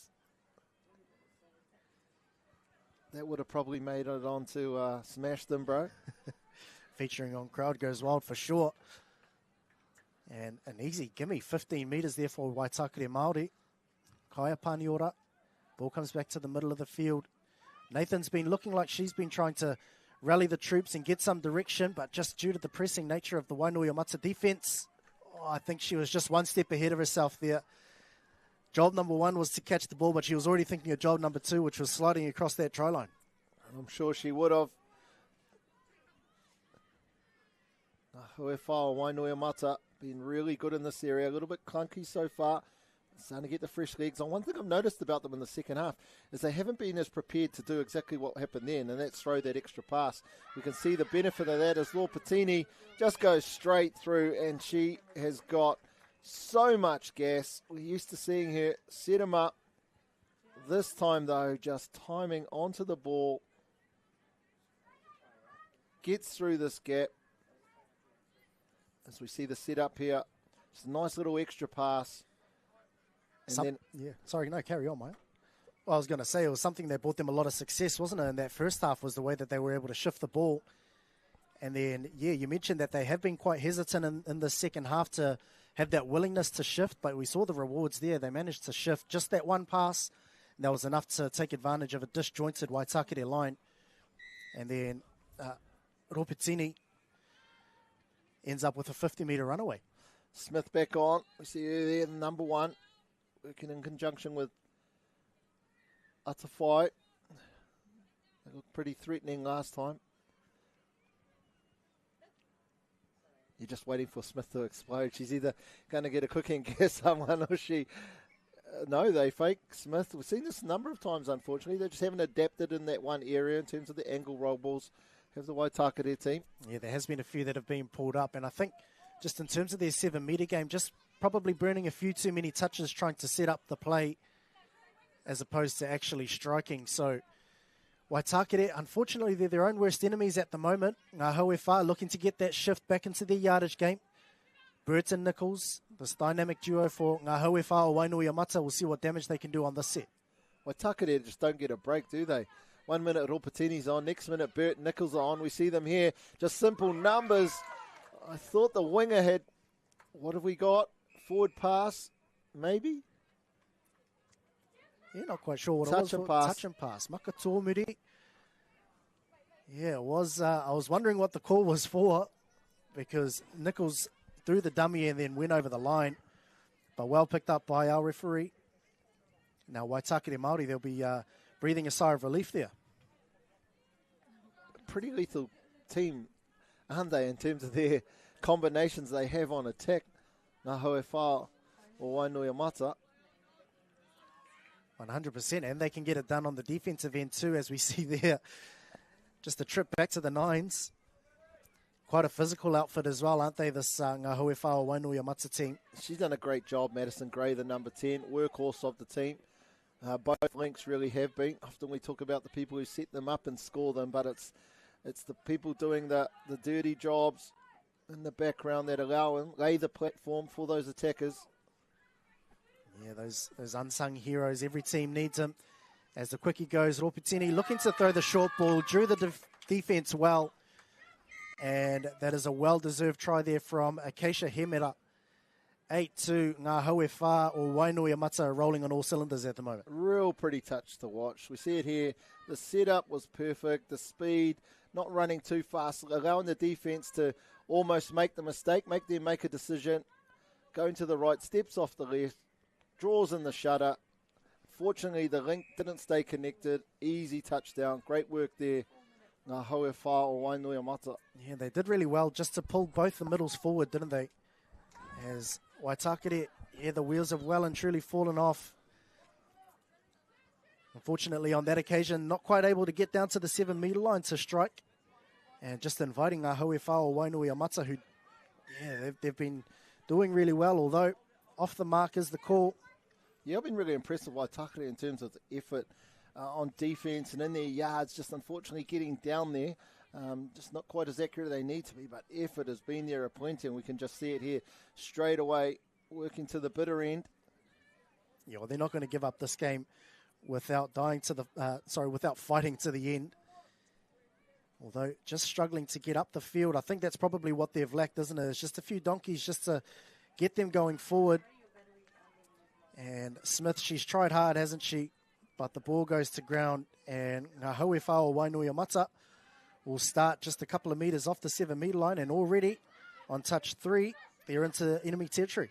Just love it how they're worried about job one first. They're not bailing. It's not about getting off. See Nichols there at the number 1. Not bailing, doing their yard and then getting off, and it's allowing the subs to come on in a forward motion rather than having to retreat and behind. Pretty well drilled, pretty lethal unit, this Hauaa or Wainuiomata team. Yeah, did a great job there, didn't she, Burt, of trying to draw both middles forward. Manages to get the penalty. And, yeah, you talk about this Hauaa or Wainuiomata team being well drilled, and I think probably a large part of that goes to their coach, Nui Rerenui, as Burt goes down the short side. Great shot there from Smith. And it had to be made because there was acres of space out on the right. But they'll censor the ball again. Burt's done a great job. You just talked about it before. Sucking those penalties out. Just not going up and making the job easy for the defence, but moving laterally, making sure she's trying to get both of those middles forward. We've seen how easy Ropatini set that try up last time it happens. Yeah, and there's a great purchase when you're able to manipulate the defence like that, as they can't quite get the job done on that occasion, but she has done a great job of pulling defenders forward, and, you know, that shows a high level of touch IQ, so great play there from Mia Burt. I'll tell you what, one thing that I've been super impressed with, and I have no doubt it's to do with the fact that we're at the Māori Touch Nationals, but just the positivity in the boxes. We are literally 2.5 metres behind the Ngā Hauaa or Wainuiomata sub-box, but every game that we've had so far, just positive, just everyone's chill, no one's stressing out, no one's getting into each other, and that's happened in each and every game, and it's so awesome to see, so awesome to hear, to feel. I suppose that's what happens when the kaupapa right, isn't it, Mai? You know, if you're here where kaupapa's first competitiveness or competition comes second, then, you know, you're more often than not going to get that sort of attitude from all the teams. So a huge mihi should definitely go to the organisers and Māori Touch New Zealand for showing that kaupapa. As Nichols, she scores yet another one. She's been a danger woman for this Ngā Hauā Wainuiomata team. And she crosses for another one with just under a minute left. And a well-taken try there. Beautiful touch, just once again. The setup in terms of they're not just running around like headless chickens. They're getting defenders in, getting them both of them up, getting on the outside, making them turn a shoulder, throwing the little dummy, creating that space. It's just all so check. And again, that just comes down to a coach that is able to get that out of his players. And Ngā Hauā or Wainuiomata just checking all the boxes, as you say, Maya. 9-2 is the current scoreline. We'll see if Waitākere Māori can come up with the consolation effort. Nathan, I think she was in if she had just dove herself. Nathan and Merriman, they've been working together heaps this whole game. Obviously, their combo, the number 12 and number 5, absolutely been giving it everything. Just can't quite get over what a change has come from in terms of 2-0 to 2-1 to 3-2 and then out to a 9-2. That's the hooter you hear in the background waiting. Is there another touchdown? I love the chase here from the number 3 from Waitākere. Nepe making sure there wasn't going to be one more on the board. Talks directly to the character of that young lady. What a great exhibition, third time lucky, of female touch we just seen there, taken out by Ngā Hauā or Wainuiomata 9 over Waitākere 2. Excellent game, and we have another hot one coming up in this grade. Instead of the girls, it will be the boys, the 17 boys, Maniapoto versus Tauranga Moana. Two teams a lot closer to where we are, so don't go too far. Grab a quick drink and then be straight back for this next one. See you then.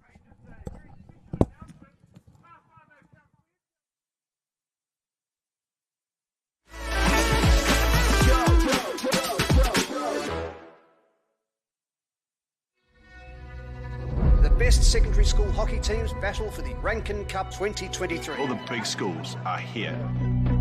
Tino uaua ki te rapu kaitākaro nā te iti o te kura.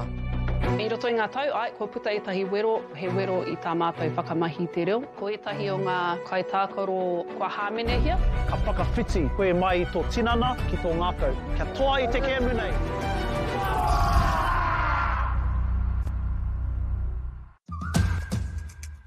I te ana koe mō tā tāua haerenga. Learn pūrākau. Explore te taiao. Hai mai. Tūhura ki whakaata Māori me Māori Plus. We're going to have Māori getting ownership rights recognised in the takiwā Moana. So they created legislation, Foreshore and Seabed Act. It's about time we started looking to a new future. Dan Carter knew the power of winning. Your instincts tell you the sky's different.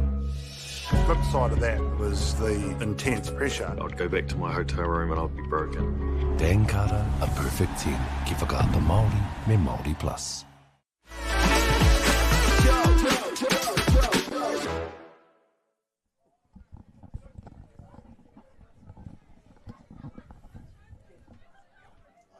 He ngā manu kōrero, he ngā iwi o te motu nei, nā te aroha ka pēri mai, tātou ia tātou e. A tēnei te mihi ake, tēnei te mihi nui kia koutou e hono mai ki tēnei whakapāhotanga ko te pāwhutu pōro mo te tau, tēnei tau tonu nei. Kei konei māua ko taku hoa, whai wāhi au, ki te whakapāho tēnei kēmu, tēnā koe Tiv.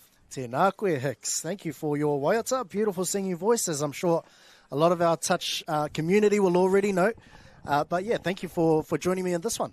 Yeah, awesome. And I do just want to say to the Wainui team that we just watched up against Waitākere, what a beautiful box management. I watched both those sub-boxes, and just the Wairua within the sub-boxes was A-class. Definitely, and that shone through the end result, didn't it? And they were well drilled, well coached, and well executed out on the field, and coming away with a well-deserved win there. Now, this next game, we have Tauranga Moana taking on Maniapoto.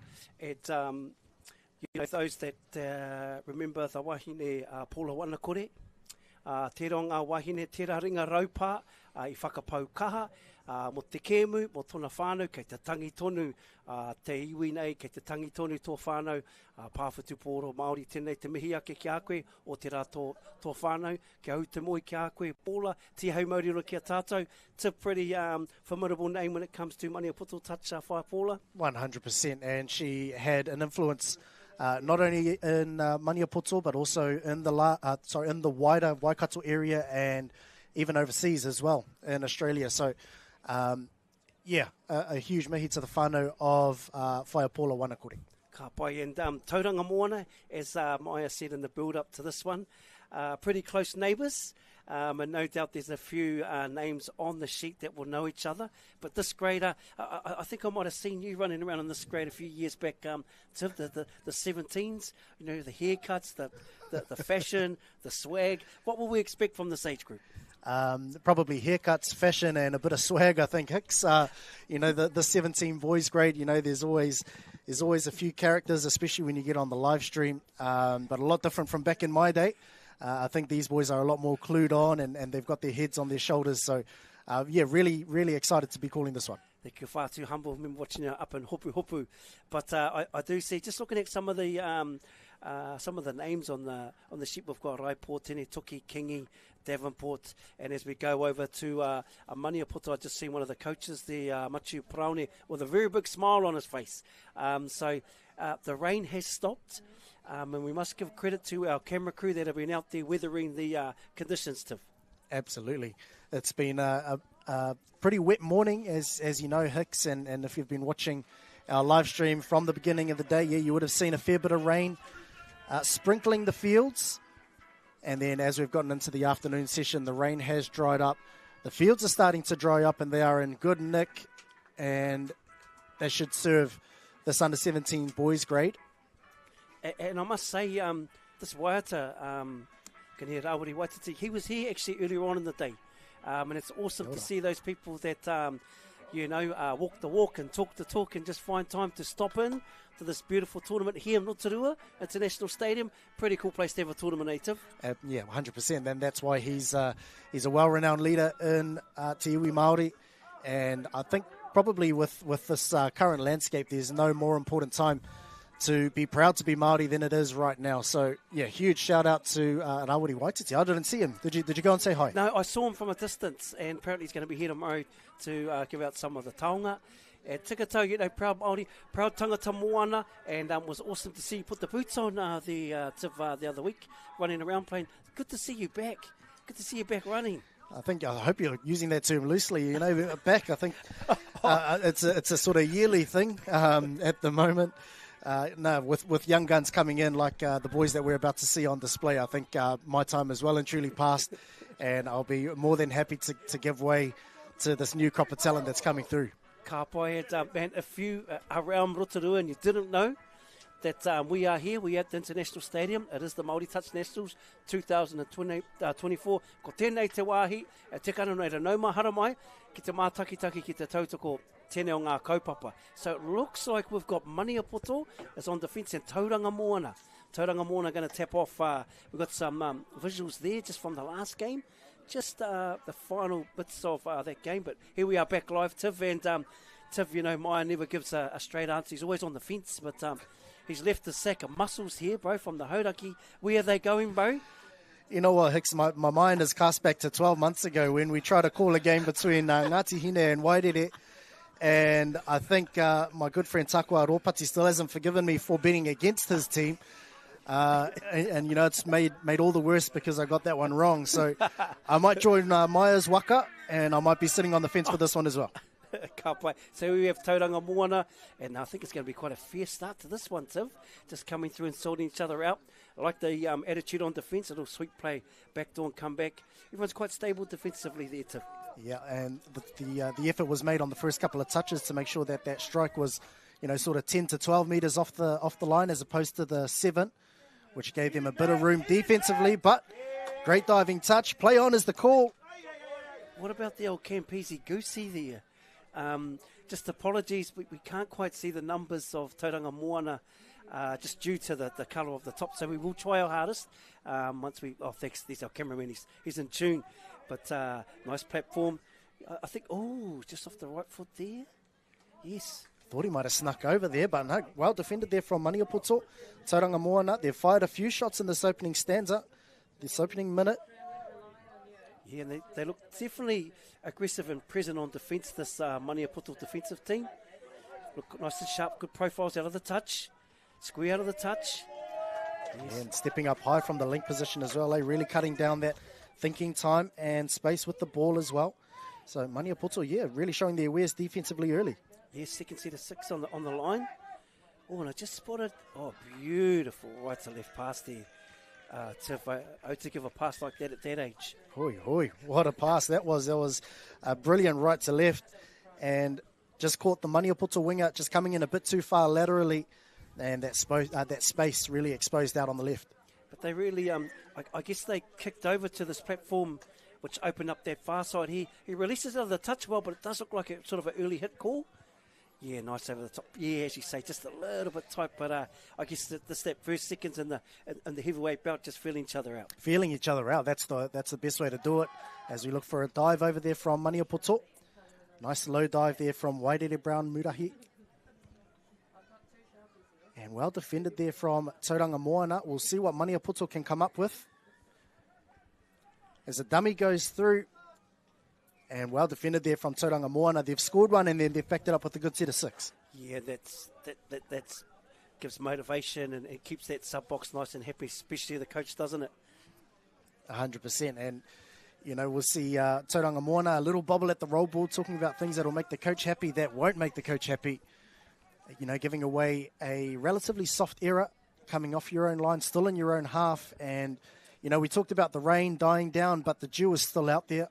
So ball control is going to be of the utmost importance for both of these teams. And these two Tauranga Moana middles, they're very tight. They seem to be quite dialed in, nice and connected. You see one up, one sort of in the pocket. Slide over. Yeah, nice touch on the outside. He's going to work him here. Oh, yes. Yeah, that's his second dive there, isn't it, Wairere Brown Murahi? So firing a couple of early shots there as Hayata goes out of half, fires the pass to the left. But well defended there once again. Tauranga Moana, was that a little bobble at the roll ball? I think the ref might have missed that one. I'll tell you what, I like what I'm seeing in terms of how the ref is opening the field up. Seems to have good spacing between both teams, allowing them to play running touch, Tiv. And that's what you want, especially in these 17 boys grades where, they've got plenty of skill, plenty of speed, and as a result, Tauranga Moana are able to go from coast to coast, and they get the play-through call as well. Just needs to find an extra number. And ball is down. Play to the ref is one of the first rules you're taught when you're young, and Tauranga Moana did that well there. Yeah, and you see, just young Cooper here, number 4 for Maniapoto. He's just off on the ball here, drops back, and he makes the touch but stops, and it's a play-on call, yeah. And like you say, it should always play to the ref and to the whistle. But they're making really good yards up through the field. But here we are back live, Tauranga Moana leading Maniapoto 2-0. Going through the centre of the field, you see that link just hovering in the background, getting a sweep play, coming around to the left-hand side, looking to fire the pass. Great defence, great chase out, but an even better finish from Maniapoto. They fire their first shot, and that is a great put down there out on the left edge from Chaz Crackett Crosby. Well worked there. Yeah, what about this play? Just sort of kicks up. It's almost like he changes the tempo, doesn't he? When he gets him, just kicks out, engages right to left, and then we have it 2-1. Maniapoto on the scoreboard. Yeah, he definitely just held up the defence just from his running shape, changed the tempo, as you mentioned, Hika, and then that pass was money, wasn't it? So 2-1. We'll see if Tauranga Moana can strike right back. Yes. Geez, they always ask the question, don't they, Tauranga Moana? Yeah, and I think just asking questions early, isn't it? And seeing what Maniapoto will react to and what they'll bite to. As we see the ball come out to the left-hand side, looking for a punish play. He's got him.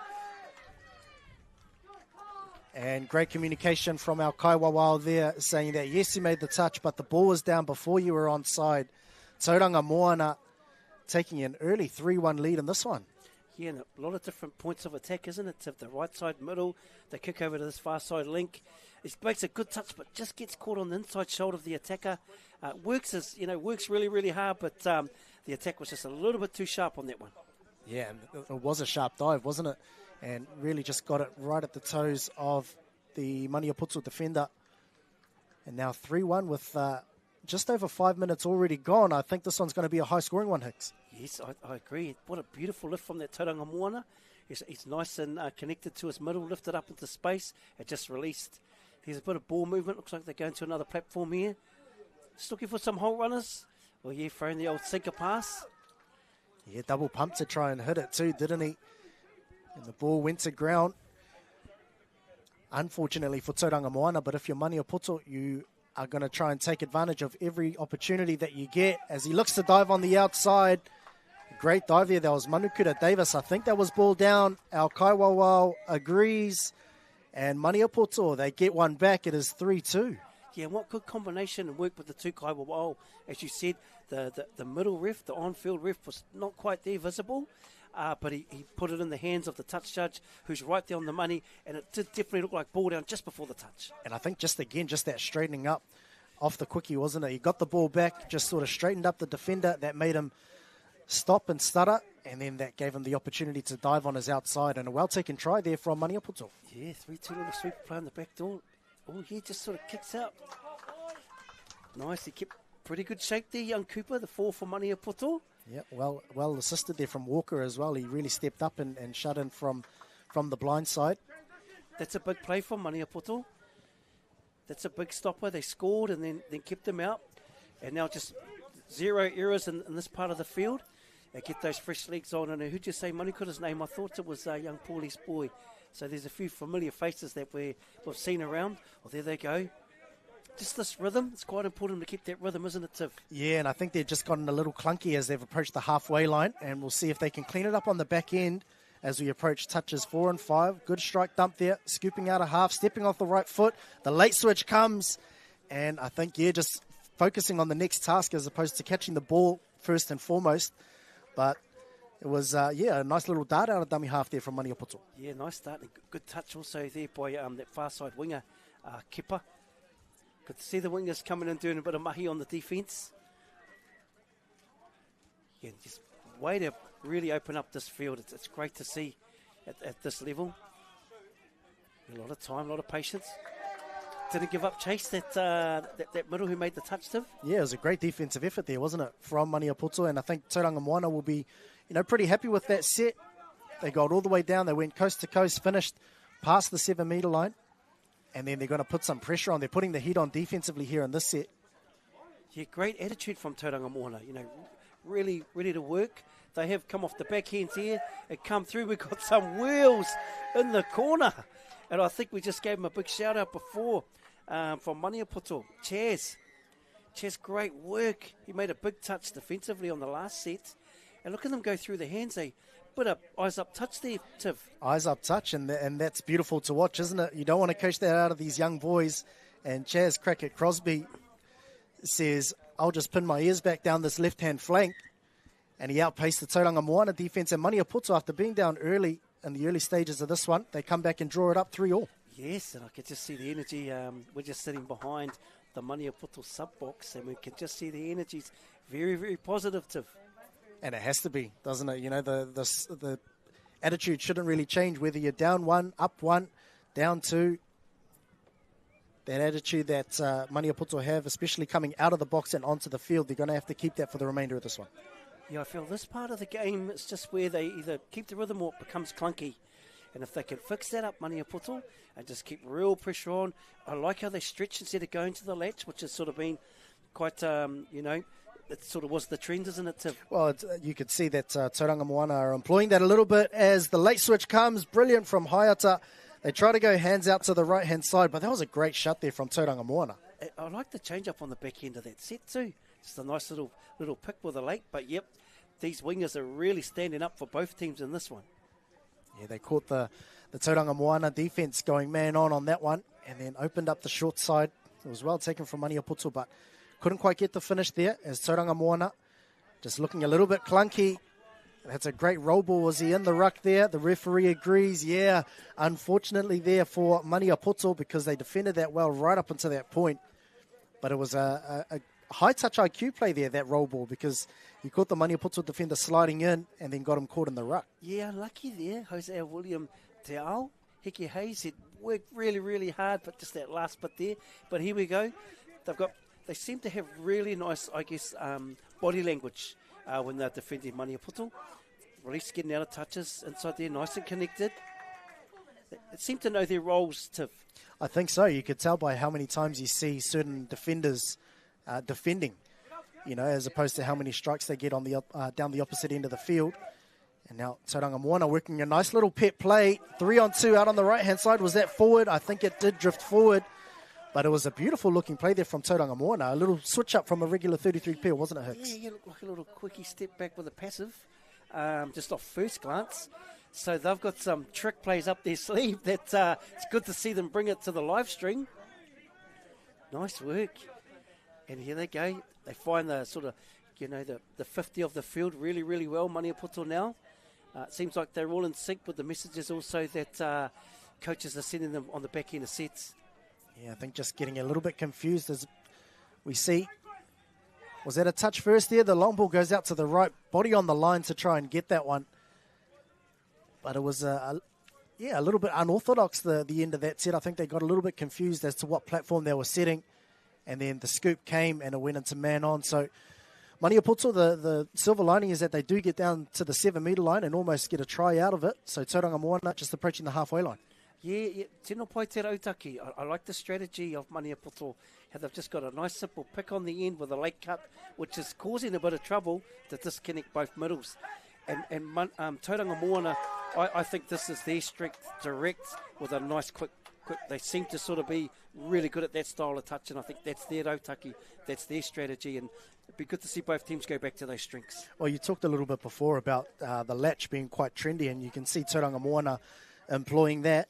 And what that does is it allows them to stretch the field when they do come off that power pick on the fifth and final. But yeah, Maniapoto not quite employing the same strategy. So, two differing viewpoints in terms of, tactics. And Maniapoto, that's a great drive there from Hickey Hayes. And out of half. Yeah, he really got them out of trouble there, Hickey Hayes. You can see Tauranga Moana put a lot of pressure on exit defence.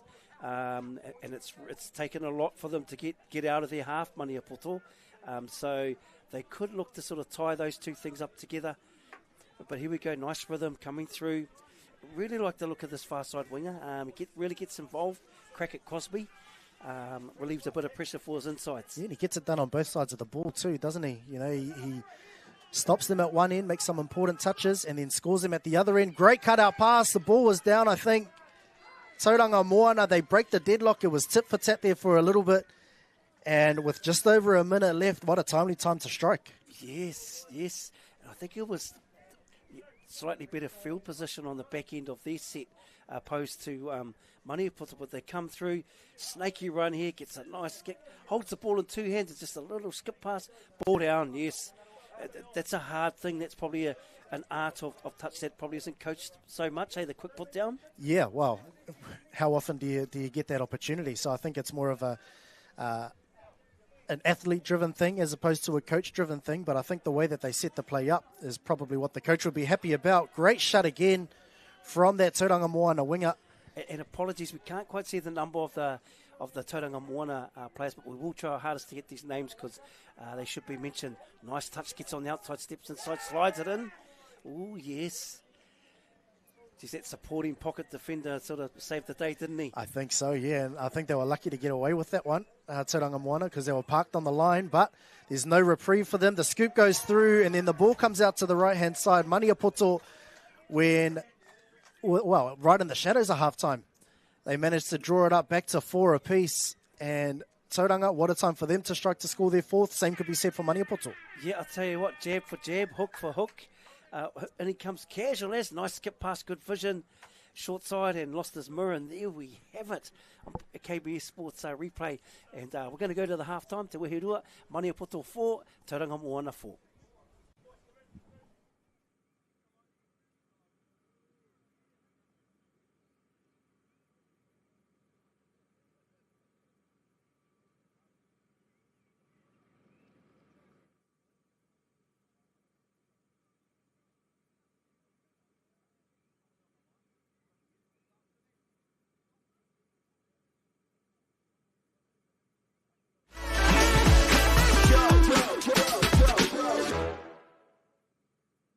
Don't miss this amazing value for Black Friday. Keep a lookout for exciting products at the lowest prices. Where you find a competitor's low price on the same stocked item. We'll beat it by 15%. Even during Black Friday. Lowest prices are just the beginning.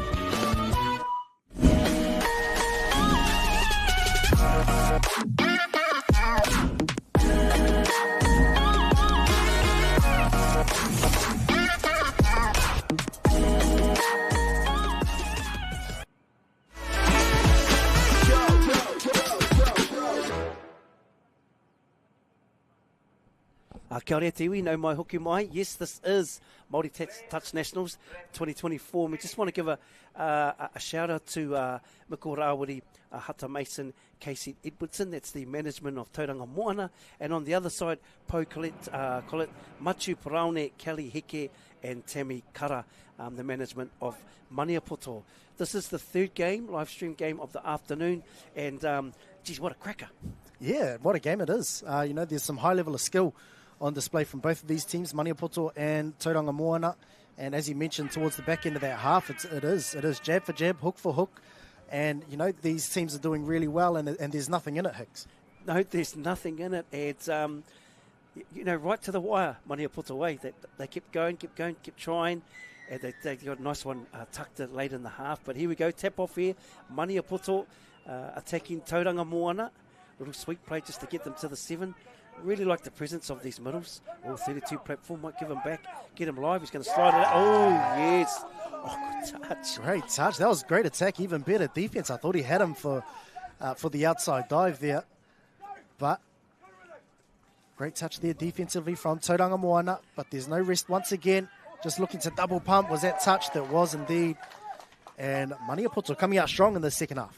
Tiff, you don't see that often. Attack one link side and then go way over to the other side. So awesome to see these young fellas and their variation of attack. Yeah, well, we mentioned it was different platforms, which, causes different looks. Trying to pull something out of nothing there. Talk about athletes floating the ball over there, sliding it over there. It sounds like, just what we're seeing is, there he is. Once again, that's our man, Chaz Cricket Crosby. That's his third. He's picked up a hat-trick just a couple of minutes, and I'll tell you what, I wouldn't put it past him to notch another few on the board. Tell you what, all the C's. Chaz Cricket Crosby, beautiful. And he's just been so present throughout the whole game, end to end. You've seen him in all zones, defensively, on the ball. And that's a real heads-up play. They see a 3-on-1. Gets it, and what a dive, you had to really work for that. Yeah, it was a great eyes-up play there from Crichton Collett, and then just found Cricket Crosby, the 1 and the 2, number 1, number 2, and they scored out on the right-hand side to put them up by 1. Maniapoto, they've regained their lead. Yes. It started, Tauranga scored first in the second half. Oh, what a great way. There's old Cricket. Yeah, making an important defensive read there. So as you mentioned, Hicks, he does get it done both sides of the ball. Yep. And props to the adjudicator there. You could see they did leave early, dropping off. Very good communication between these three refs and all the players. And it has to be, especially to ensure a free-flowing game. You can see the control referee there just talking to the players. Make sure you're moving forward. Was that ball down? I think it was. Eden Maxwell got the crossover quickie, and it was just a simple dive underneath the defender's arm. Well taken try there from Tauranga Moana, and they've levelled it up. I've loved watching the gameplay, the wee stuff. But there's times when players got to step up and demand the ball, and that's what happened right here, wasn't it? Inside shoulder gets it, comes up, squares them up. That little goosey, that Campese goosey. And just kicked out to the outside. Great well-taken try there from Eden Maxwell. 5-all is the score, looking to come to the short side. That's Ormsby. They've got numbers. Great defence there. Once more from Tauranga Moana. Yep, they lift and release well on the outsides, don't they, Tauranga Moana? It's definitely credit to the work they've put in. Great work. Great work. Squared him up, tried to kick him short side into the mirror, and he was up to the task. Yeah, great defence here, Tauranga Moana, on back-to-back touches too, and then they'll look to exit. Just need some eyes up, spreading it from touchline to touchline. That's touch 2. You know, really good rhythm, and I've liked watching players today find the side of the body when they're coming through the field, so there's no downtime. It may be a skill that's overlooked, but in these conditions, it's really, really valuable. Yeah, I was just about to say, Hicks, especially in these conditions. The late switch, and they've got numbers. Great shot there from Maniapoto. They extended the play, Tauranga Moana.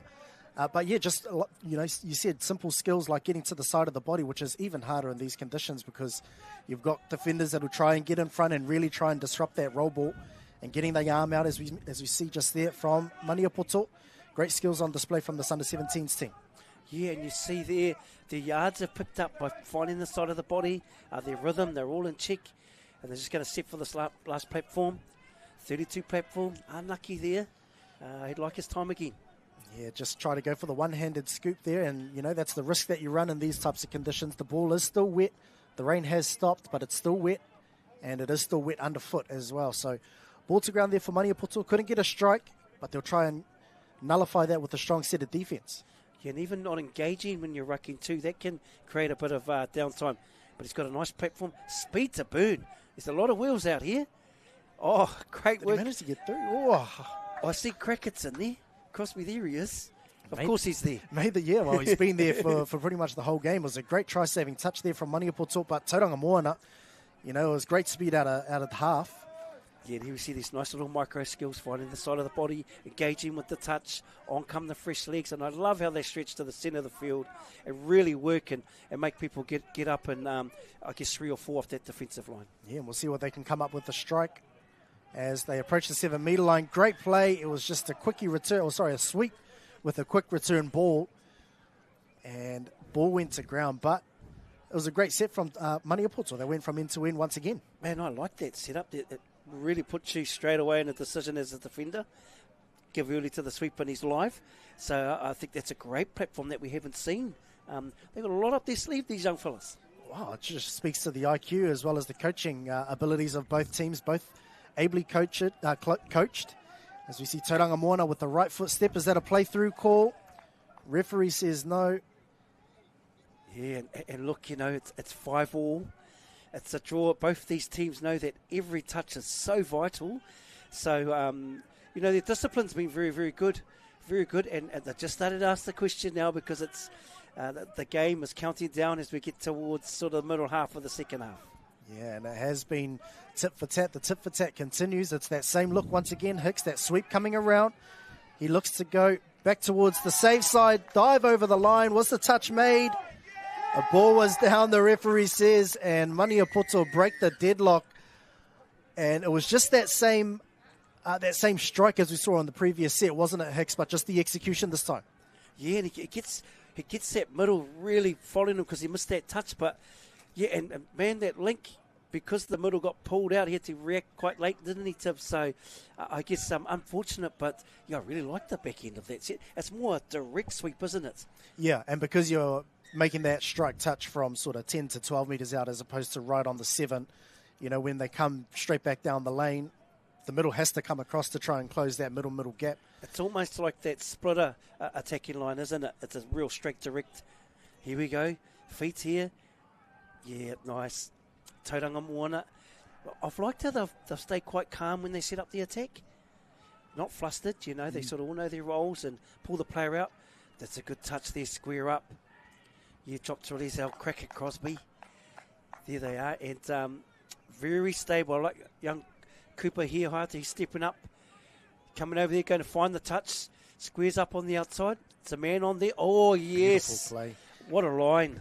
And we saw them run that play in the first half, wasn't it? It was almost like a fake 33 peel and that dummy half. Instead of wrapping around, they sort of stay and then they sort of pop out almost in a pocket with that dropper who splits running a front man. And it's almost like a front door, back door, as we see on the replay here. Tauranga Moana, the dropper splits, the dummy half stays, and then it's a 4-on-3. But a brilliant front door line and really split the Maniapoto defence there. It really isolates that one defender, doesn't it, Tiff? Like, oh, beautiful. Oh, man, these boys have come to play. Yeah, they've got them straight back. And Maya was mentioning, you fellas were talking about, the importance of getting a stopper in straight after you score a try. And Tauranga Moana, just a little bit guilty there of that momentary lapse in concentration. As we see on the KBS replay, they ran 33 peel. And just that middle, not quite getting on side. Yeah, and dive. And they all played their role. Like Manukura gave a very quick plant, really cleared the ruck for that 33 peel to come in. So, man, this has been a fantastic game to call. So grateful to call this one there with you, Tiff. Yeah, as we see, Tauranga Moana, they've got them stripped for numbers out on the right. It's a running race. And Tauranga Moana, they stripped them for numbers out on the right-hand side. Whare Manaki King just got the ball on the outside, and all the attention was on that sweeper, wasn't it, Hicks? Yep, sure was. Whare Manaki, what a plant. It just, I don't know, these quick twitch fibres, that they have. Yeah, fake sweeper, feed him back, gas. Yeah, just got caught, probably disconnected to the wing also, sliding, but caught them in just a little bit too far, I think, on that one. Yep, 7-all. Tauranga Moana playing Ngati Maniapoto. This is the 17 boys grade. This is the Ngatai Tama Takau Mawhitu Te Reanga. Here's this play again. Oh, right, okay. Maybe the options are starting to prevail. Yeah, well, maybe that's a defensive ploy, isn't it, from Tauranga Moana, because they did have those two looks where they managed to score one and then hold one out. Maybe there's a call from their sub-box to get a better defensive stop in when they see that picture. Yes, and let's see what, I could just see them having a bit of a hooey in the sub-box and see what play they're going to bring out this time, Tiff. Yeah, Eden Maxwell, he scored off that crossover quickie a few minutes ago. Will he try and pull something similar on this one? Tauranga Moana just very patient, aren't they, in the build-up as we see the sweeper coming around, going direct down the lane. Beautiful ball. Was the touch made? 50-50 call there. And the referee says touch was made, but there was an infringement first. Eden Maxwell stepped up and saved the day there. Tauranga Moana get a reset there on the scoreline, and they've got to get out and make this. Yes. And that's the second, Hicks. Maniapoto might want to be careful here. They don't want to give away a third and have to be defending with 5. So Tauranga Moana looking for that quickie. Good body touch. Oh, yeah.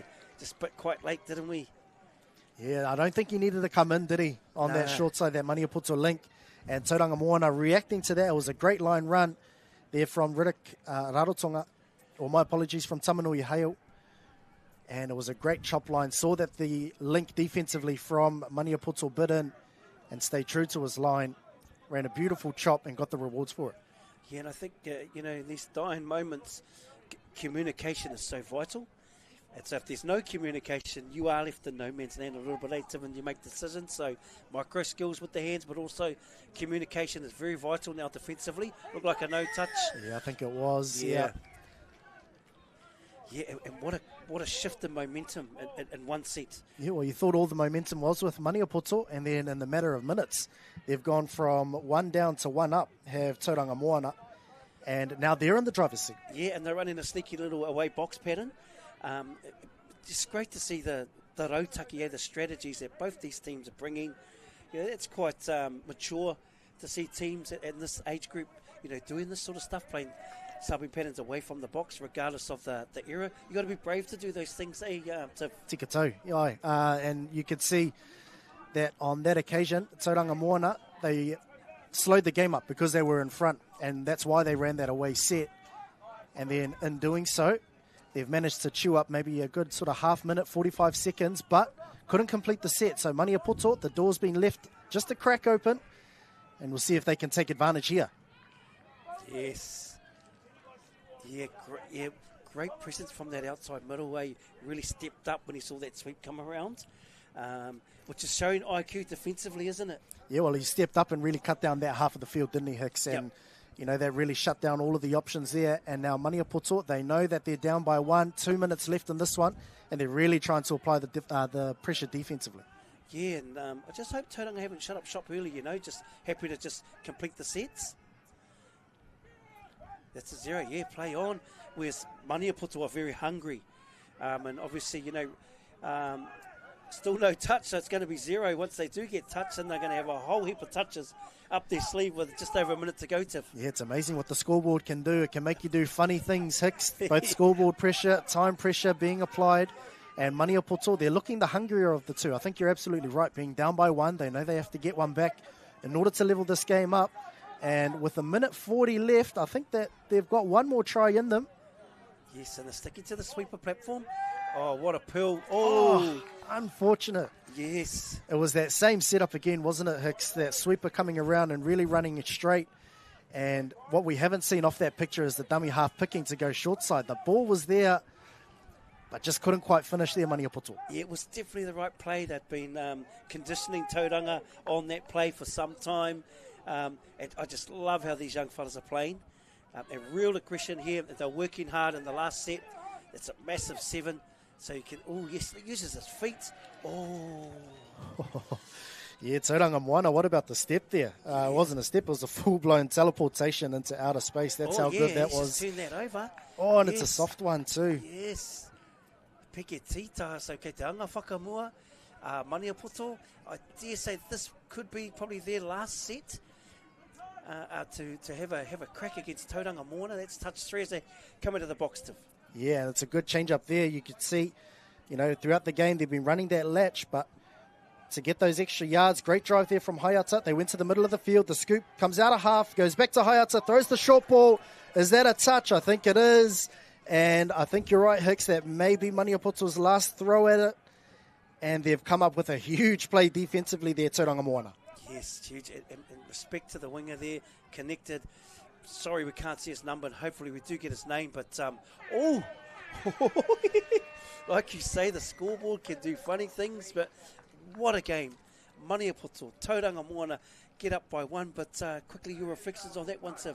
Yeah, well, it was an entertaining one, wasn't it, Hicks? And we did call it throughout the entire first half. It was going to be high scoring, and that's what we've got. We've got 15 tries, and the all-important 8th one went the way of Tauranga Moana. Well deserved.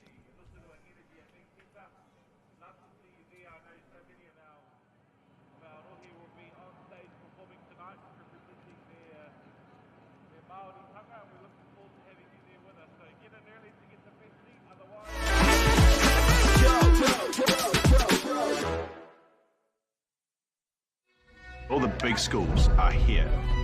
Tino uaua ki te rapu kai tākaro nā te iti o te kura. Ka whakawhiti koe mai tō tinana ki tō ngākau.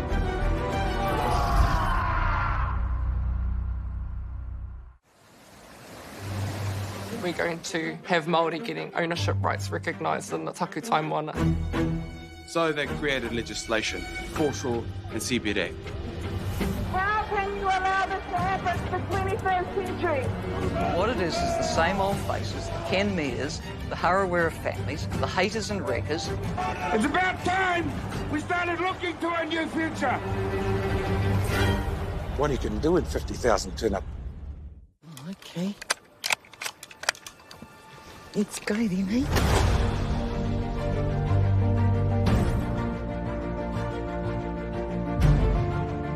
You want to just jump in, the dark horse? Deep down, that's all we want.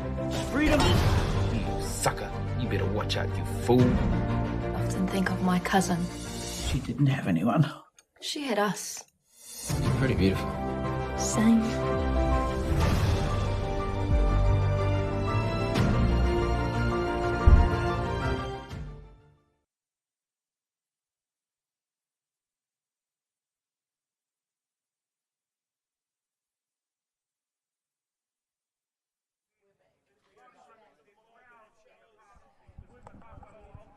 Tēnā rā koutou katoa, nau mai hoki mai, ki tēnei whakataitai, tēnei huihuinga a te wāhuri ko te pāwhutu pōro.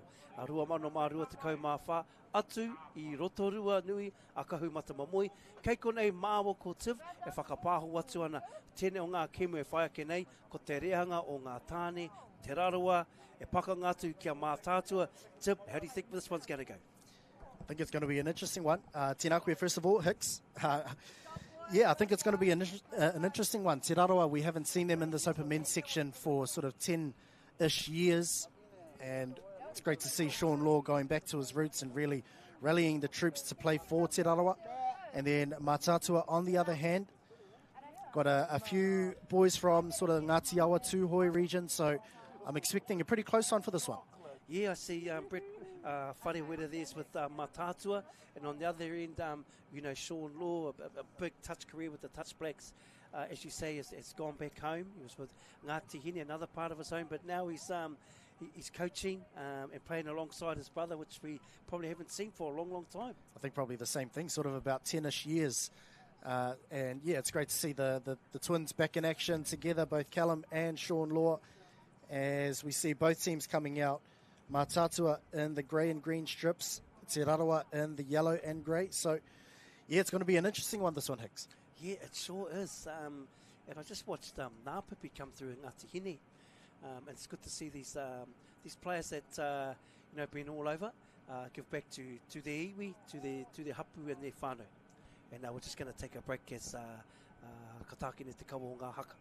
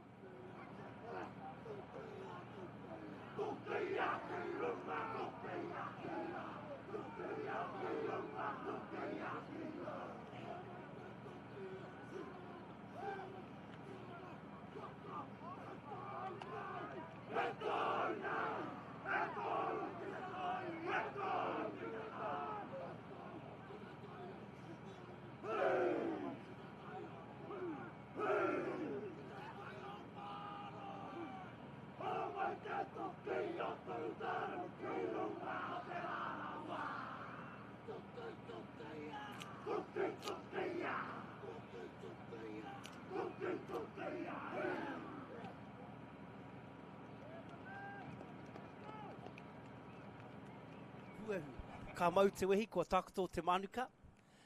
Kua takoto te manuka, Te Rarawa. Kei konei Mataatua.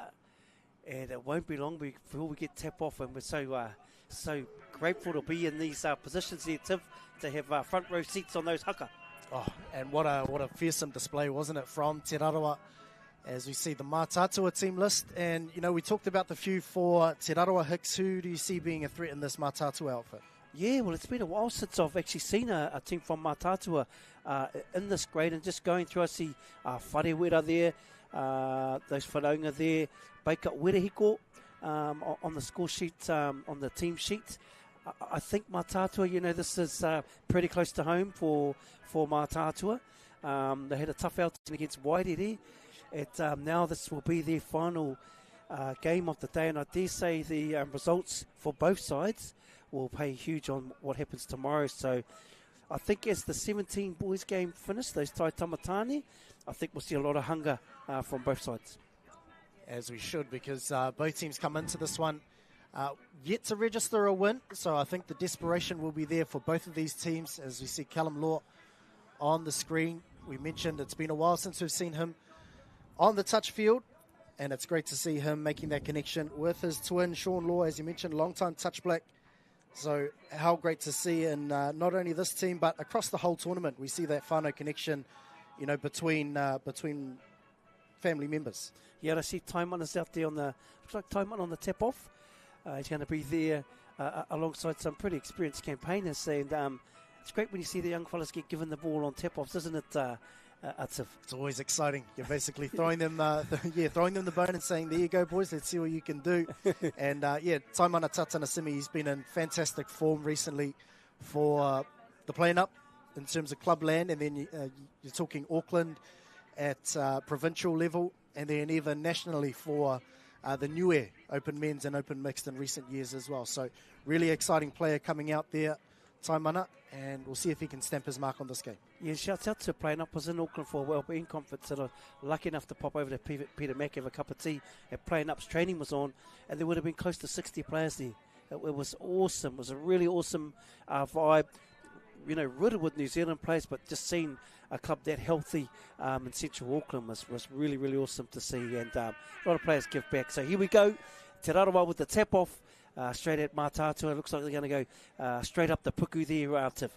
Yeah, and Taimana Tatanasimi, he loves a quickie, and they're looking to run a 33 peel. They fake that, give the out ball though, looking to target the Mātātua link, I think, on that opening set, but he was well up for it defensively. So firing shot played early there by Te Rarawa. Yeah, see Moses Puru there. Right link, here he is. Moses, very handy touch player.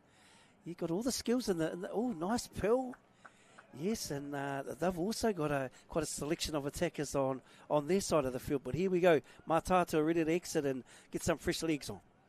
Yeah, Moses Puru, we're talking about Taimana Tatanasimi, plying his trade for Niue, and Moses Puru has done that for the Tonga national team, just returning from the recent men's division at the World Cup. Yes, and so we'll see if he can back his attacking foray up defensively. Yes. Nice pick on the back end. Got some fast feet here. Oh, and again, Moses just went for the pick there. Yes, it was great to see our Tongan brothers over there at the World Cup. And I remember Moses was part of New Zealand 20s team back there at Massey Park. So he's had a lot of experience around the game. Comes from a very musical family also. But here we go. We're on the scoreline here, and they're going to 5-7 here. 5-7, nice sweep play coming on a back door. Just using his feet. Yeah, just having a little look at the picture there, Tiff. Yeah, came around on a sweep and then ran a crush line sort of back towards the safe side just to test out the waters, see what they've got. And looking to get on the outside of Puru. He's very long, isn't he? And he's got that defensive link that it can be quite hard to get around or over the top of him. Yep. So he made a good touch there for Te Rarawa. He sure did. And they got really...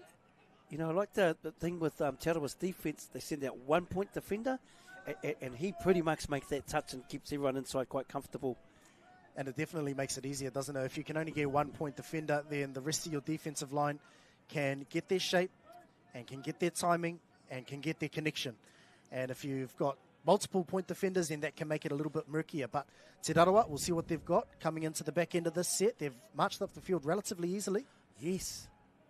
It's going to run a little 7 setup. Oh, yep. Forward pass, I think, was the call. That was an interesting one. Yes. Seen plenty of those given away, but referee pulling that one up, and Te Rarawa not quite able to fire off a shot there. Just seeing that the amount of yards they made on touch 4 to 5 is a little bit concerning early. So I think Mataatua just have to keep the pressure on, defensively when they start moving the ball. But here we go. They've got good rhythm, good shape. Yes, and Dali. Good to see Dali out there. Haven't seen Dali for a little while. Yeah, Dali, one of the premier referees, isn't he, around Aotearoa. And it's awesome to see him out of the Thames Valley region as firing an early quickie step back just on touch 2. Again, just testing out the defense, aren't they, Mataatua? Yeah, they sure are. And you can just see Dali making sure that I saw him just talk to that far side link, asking him to move off the line. By the looks of it, he didn't move, so he's penalised again. So I think that's the first one inside the 7. Inside the 7, yeah, I think so. And he's letting the players know as well. And he likes to set the tone early, Dali Tui, so that players are very black and white in terms of what the threshold is. Yes, here we go. We're going to go to a kick over to another 32 platform. It's going to riddle out ball. Yeah, they're very stable, this Te Rarawa defense. Probably a little bit of downtime on the ball there too, Tiv. I think so, yeah. Just the timing, wasn't it, from half to being passed. Probably a little bit too long for Mataatua. That's a little bit better. And they've opened them up. Great touch there, a great diving touch. It had to be made, and that was Natana Hemara.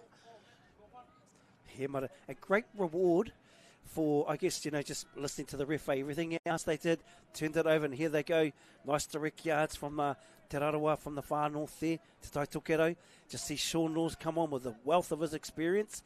He's going to just check it off, get a nice clean platform. It's great to see him on the ball. They're going to draw a pass here, 2-on-1.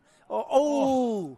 Just those little micro skills, 2v1. And it can be such a hard skill to master when you're on the run and you have all of that forward momentum, Hicks. And, that pass, because you are running forward, and if the depth isn't quite there from your winger, it can be hard to connect.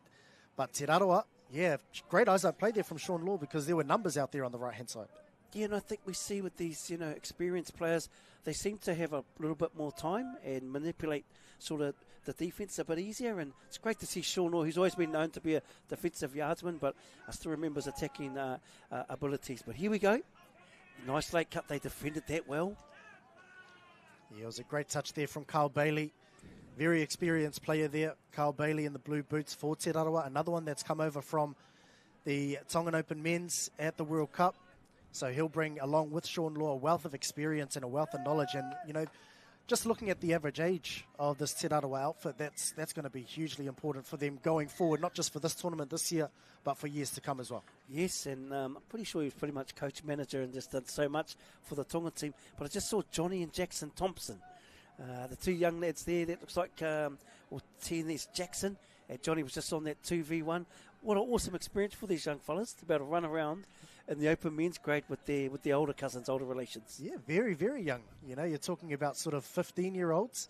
So great to get that experience in an open men's section. As we see Tatanasimi, he's a very dangerous quickie exponent. And the penalty was drawn, called from Dali Tui. And I think that's probably the one thing you look for in a referee, isn't it, is consistency. He called the exact same thing down the other end for Te Rarawa, and he's expecting the same standard to be met by Mataatua as well. Yeah, and I think that's the respect that Dali has. He's known to be very consistent, and he's a ref that you can actually converse with. That some don't let that happen, and that's fine.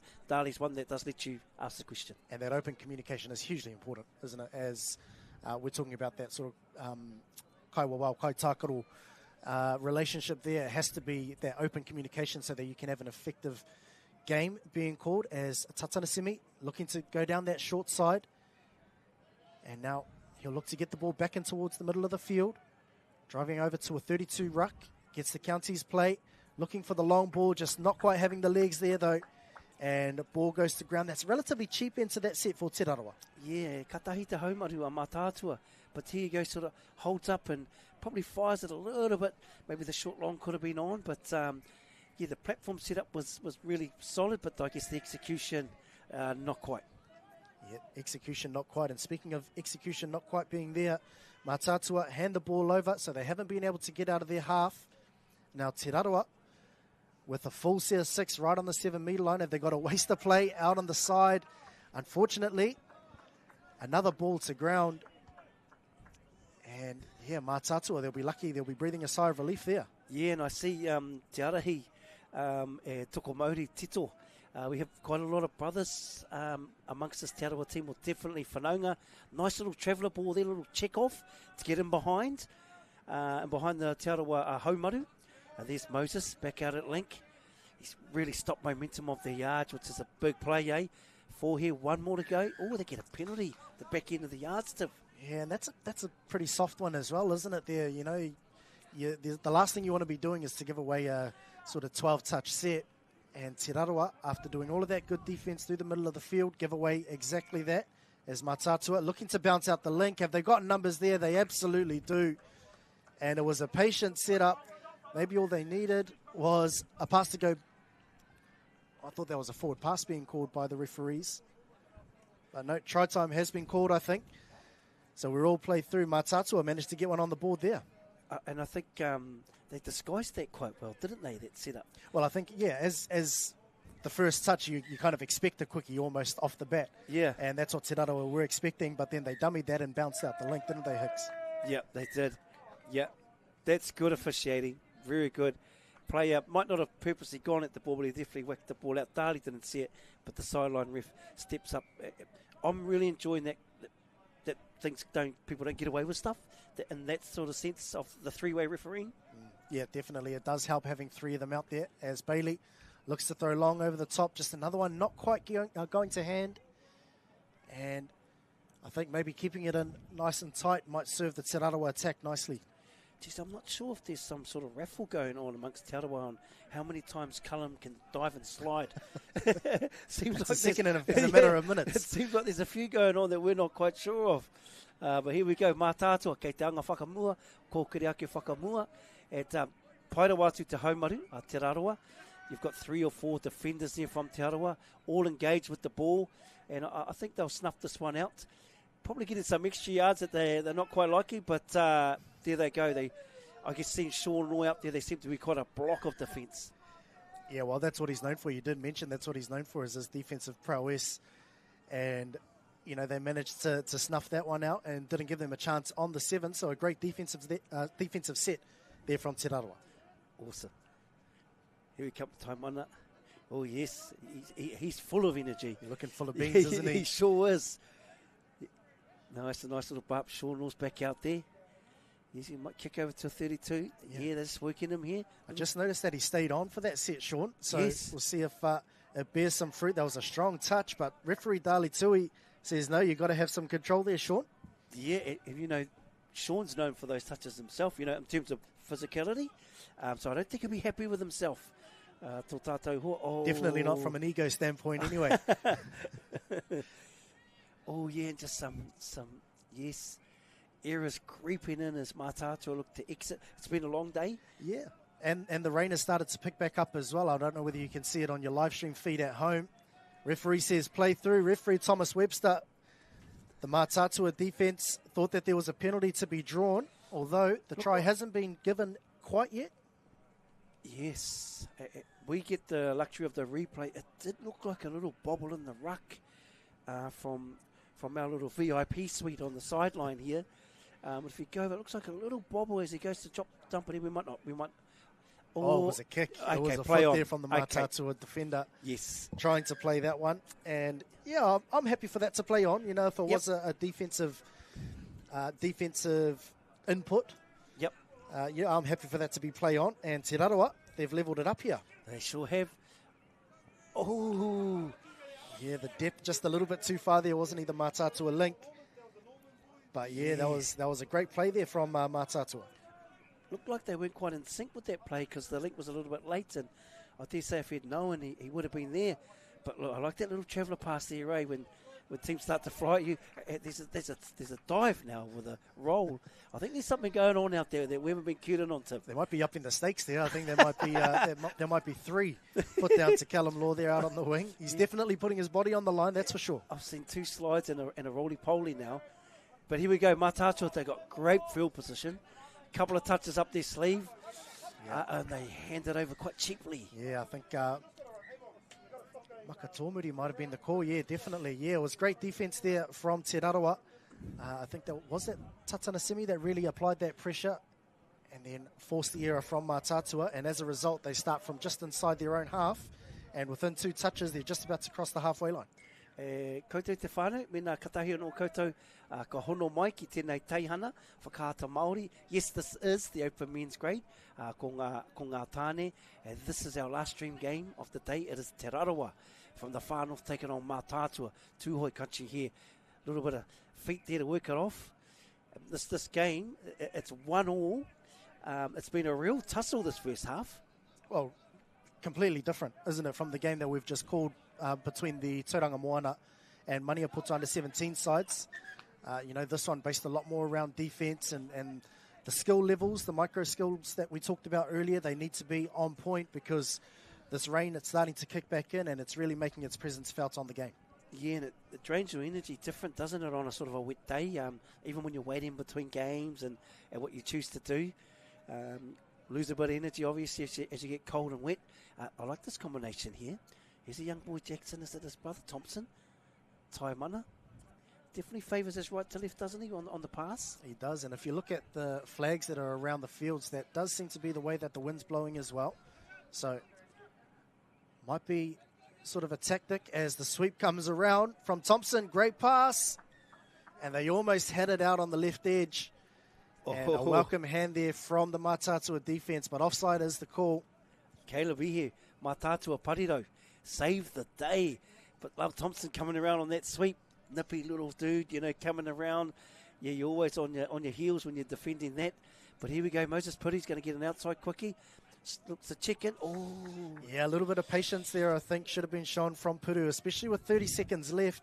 They did have a whole set to play with. But they've really tried to target that Mataatua link there, Whetu Widamu, but he's really held his own defensively. And a credit to him as Mataatua, they'll look to get one before the halftime break. I think that could be the key word. To his patience on attack. with the game being so tight. Easy 4-on-3 here. Can they execute? And I'll tell you what, it's Callum Law at one end, and then it's down here at this end from the Mataatua winger there, Christian Ihe, as the ball just dips out in front. And I think we will approach the halftime break, and we'll go into the halftime break at 1 apiece. Although Tatana Simi says, no, we'll see if we can get one. And it's finally called time there. An interesting first half, very low scoring, and we've started this game. We're entering the second half the exact same way that we started this game. All level up. It is 1 apiece. Join us after the break where we've got the rest of the game between Mataatua and Te Rarawa.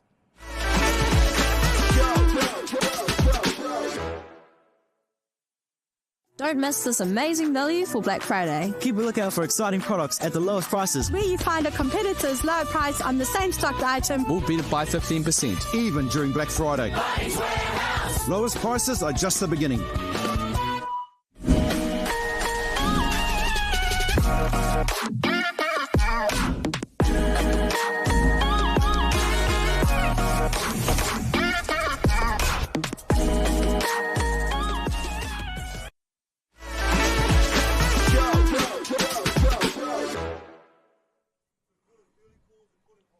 Ai te iwi e te tūmata tini nau mai hoki mai ki tēnā ngā whakapāhotanga. Tēnei huinga a te Māori ko te pāwhutu pōro atu i Rotorua mo tēnei tau te 2024. Kei konei māua ko taku tuakana a Tiv, and this is the second half of the last live stream game of the day. You can see the images there. Yes, it is a bit wet. Yes, it is a bit chilly. But I tell you what, the touch is hot.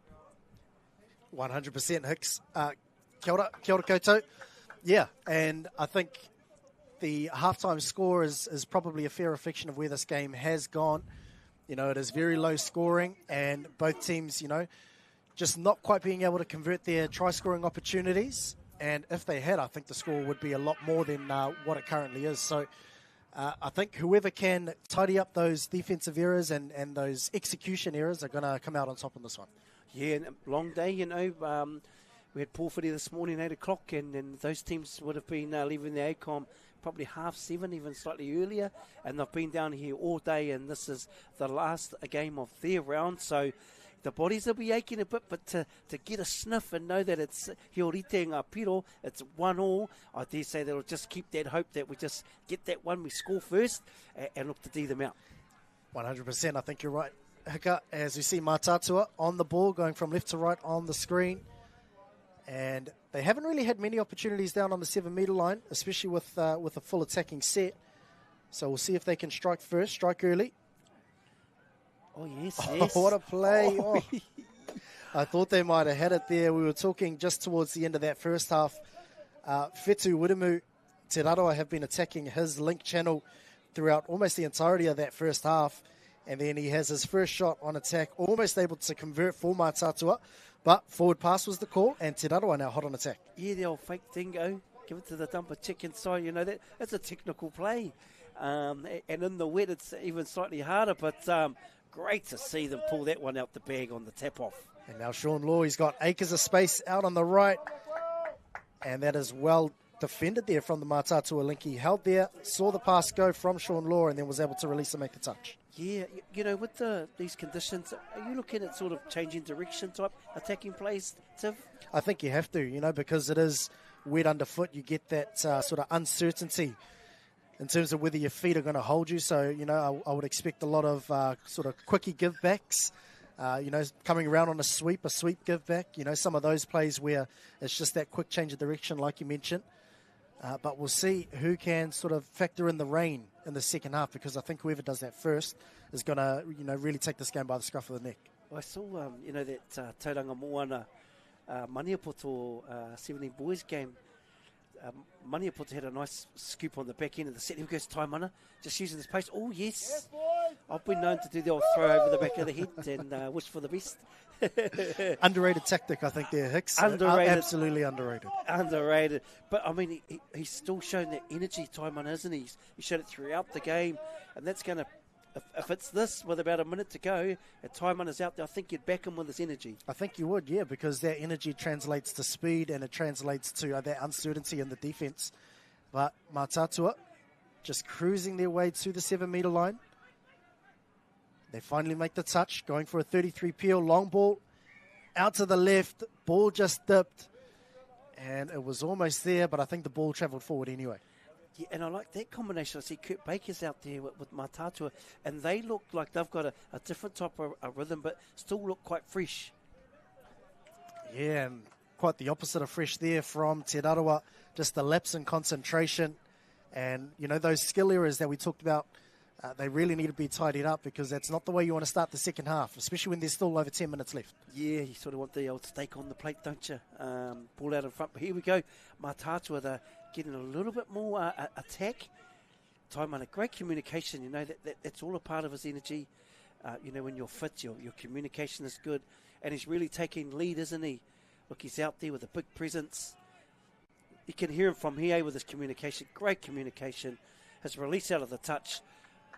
100%, and I think he got that one as well. You know, he's really staking his claim here defensively for Te Rarawa, and, you know, that's been a welcome for them because, you know, you mentioned the cold and the wet and some tired bodies, and Taimana Tatanasimi, although they've switched off there, Te Rarawa, did that pass go forward? It doesn't matter in the end. The ball was dropped over the line as well as went out, and Taimana Tatanasimi, I think he'd be breathing a sigh of relief more than anyone. That would have been all of his hard work gone down the drain. I'll tell you what, you know, here you talk about moments and games. That was one right there, wasn't it? You know, it's this 2-on-1, the skill set of just a simple pass, and it's not as easy as we say here in the comforts of the commentary. But that set I owe to Taimana. I think he really pulled the best out of their defensive team. And yeah, just a little clunkiness. They're definitely keeping the old kuaha. Kua tatau te, kua tuwhera te tatau. They kept that little door open and saying, well, okay, we'll give you another go. Well, we'll see how many invitations Mataatua need. You know, this will be their third consecutive set down on the 7-metre line as they look for a quickie on the link. Well defended there by young Thompson. Yep, young Johnny. Johnny playing at right link there, Te Rarawa. You can see his comms outside, inside. Some great communicators here. Can hear them from now. They definitely skip past over the top. There's Paewhenua. We talked about him early. Maxwell Paewhenua. Talked about him early on in the commentary to keep an eye on him. I think him and Taimana may have been teammates in their New Zealand youth teams, but yeah, like you say, they gave them another invitation to the party. Yeah, and one too many, obviously, from Te Rarawa as Mataatua. They come around on a 32 peel. It was an early release, and then that long ball just catching Callum Lauren a little bit too far out on the right edge for Te Rarawa. And Mataatua, with that one, they've broken the deadlock. 2-1 is the score. Just under 10 minutes left in this match. But as we've mentioned all afternoon, it's not about the try you score, it's about the one you stop on the next set. Yes. They go to this 32 platform and unfortunately just lost count there. But I do like Mataatua. I like that short, long play that they ran. You know, in these conditions, 32 peel. I think it's a great change-up play. Well, those early releases, because that's exactly, you know, that quick change of direction, that's what we were talking about in the first half, wasn't it? And, you know, any early release that you can give, that's sort of a split decision that the defense has to make a lot quicker than what they would usually have to make it in. So we'll see if Mataatua can go back-to-back. They've broken it up here. They've broken that connection between Te Rarawa defenders, and they've gone through. Slip over from the referee. I think he had a bit more time than he thought he did. And the ball goes to ground, and Te Rarawa, yeah, lucky to escape with that one. They just look a different team now. They're up by one, don't they? Mataatua, you know, seem to sort of take their time a bit more in their decision-making. And then someone scoops and gets in the end goal. But here we go, Te Rarawa coming through. And they just need to get down the right end of the field. There's Moses Puru. I think that's probably what they need to do, is just focus on tidying up the errors coming off their own line and just focus on getting to the back end of the set as the sweep comes around. They're very short down that narrow side. Taimana Tatanasimi working the footwork. We've got a play-through call. He just needs to find one more. And Mataatua not happy about that one. Tatanasimi going through, and he's leveled it up for Te Rarawa. He was looking the most likely, wasn't he, Hika? Definitely. Yep, definitely. And this is a great plant here. Sweeper comes around. I think he's called the defender offside. Yes. Yep. Oh, he scored them both offside, just for the viewer. So both the toucher and the outside defender were caught offside. So it was a play through, and Taimana is definitely looking likely. And now look at the energy of Te Rarawa on defence. Well, we'll see if they can back it up. You know, they've just scored one, and the last thing they want to do is let a soft one in as the sweep comes around for Mataatua. Looking down that short side, great defence there from Thompson. Johnny Thompson. He knew exactly his range. It was, getting quite narrow down that short edge. Yes. And they've backed it up there. Great defensive set there from Te Rarawa. Great defensive set. Just lifted and level in energy. They've tried to pick on that far side there. Johnny's got in there. Oh, I don't think he touched it. I was just about to say that. I think he might be hard done by there, Callum Law. Yeah. He did definitely step over it, but whether he got a hand to it, I'm not too sure. But referee says that he did. So, again, just those errors coming out of their own half is what's killing Te Rarawa at the moment. Yeah, and as Maya says, if the referee says that, it's right. Oh, just tries to snake through there. Yes. Yeah. Dali held his whistle to his mouth there. I thought there was a little bobble at the roll ball. Allowed to play through, though. And now Mataatua, with a few more touches up their sleeve on this set, looked to run a link sweep. Short ball was on. Puru, we did mention it's hard to get around him or over the top of him because of his length. He manages to get a hand to that one, but that popped the ball up nicely. And Amon Te Hauaho manages to cross over there for Mataatua. Fortuitous there, I think. Yeah, and whenever I see that play, just every time it seems like the attacker has so much time to select this pass. Yeah, it's almost like they slow their feet into the pass, but Mataatua, straight back. Well, let's see if they can defend their touchdown. Great touch there by the right link. Yep, body on body. His Taimana, he's out there. Little fake there. I think they'll feed him back. I think so. Yes. Through the hands. Yep. Great defense there from Kurt Baker from Mataatua. He read that well. Yes. Good platform. Oh, that was 6. Yeah, they maybe just lost count. It's time now to sort of fake Taimana, because I'm thinking, I can read he's going to get it. Oh, and they find a sneaky error. Yeah, and he's going to stay there as well, Tatanasimi. So we'll see if they take your advice there, Hicks.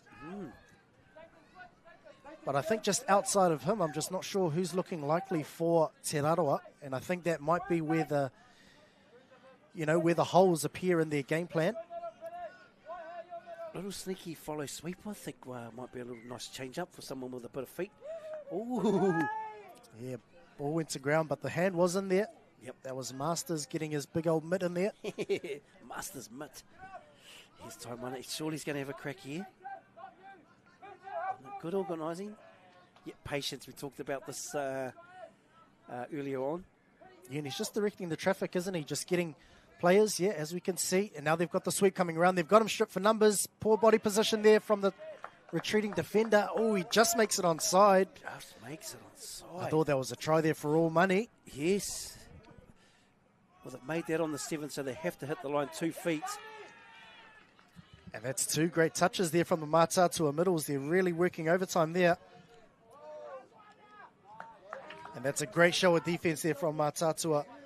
And Te Rarawa, with probably one of the few shots that they've got, they don't manage to cross over there. That's a great tick of approval there from the Mataatua defense. Yeah, and Sam, the ref, he was right there, wasn't he? For all that whole set, he was right on the money. So he had the best view in the house. And here we go. This is a little bit of ball movement. Yeah. It's looking a little bit clunky, but they're managing to make it work, aren't they? They're just getting in behind the Te Rarawa defense and just looking to check off. He's run a long way across there, that Te Rarawa middle. And now they've gone back and just looking for another number. What an acrobatic finish. Was the touch called? Is there going to be a penalty try here? There's a lot of conversation going between our referee and our player. A forced substitution is the call. Must have been holding there somewhere there, Hicks. I like Toko Māori Tito 3 for Te Rarawa. Man, he stuck to that mirror all the way through, and otherwise that would have been a touchdown. But here we go. Maxwell, he might slide this one in.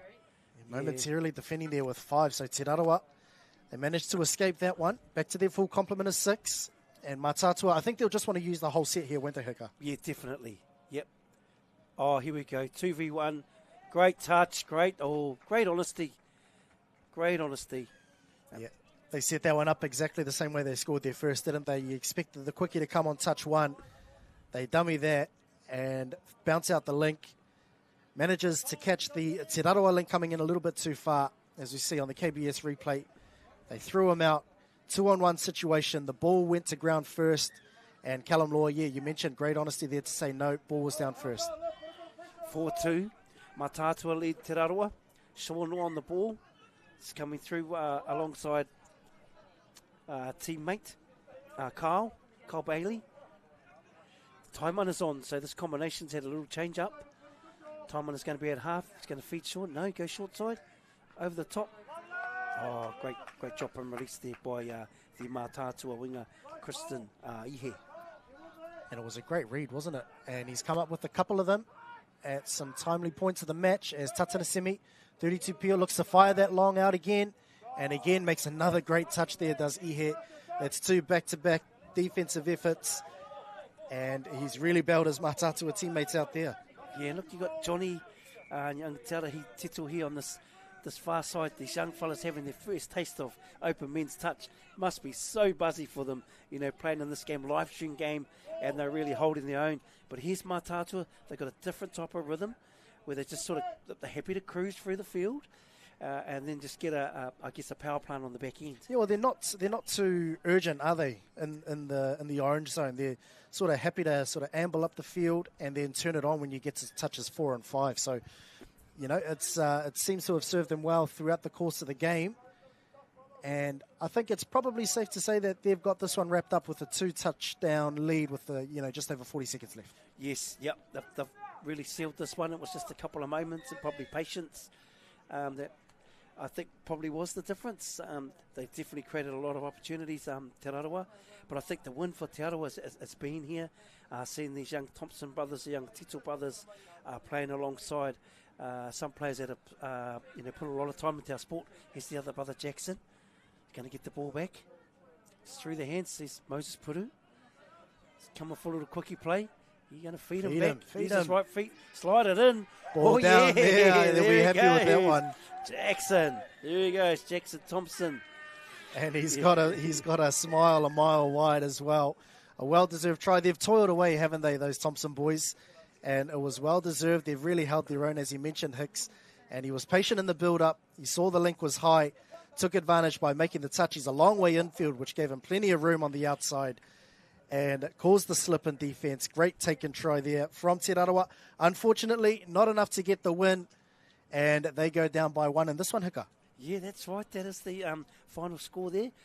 Ko Piro Whakamutunga, Whākia Mataatua, ko ratanga I tō I tēnei o ngā kēmu.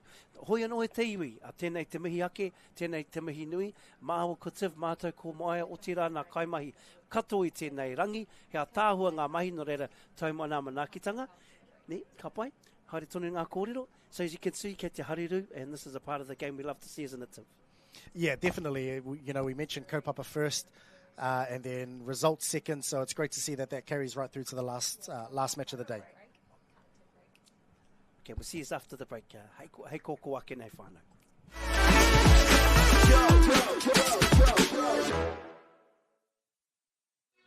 All the big schools are here. Tino uaua ki te rapu Waitākere nā te iti o te kura. Ka whakawhiti koe mai tō tinana ki tō ngākau.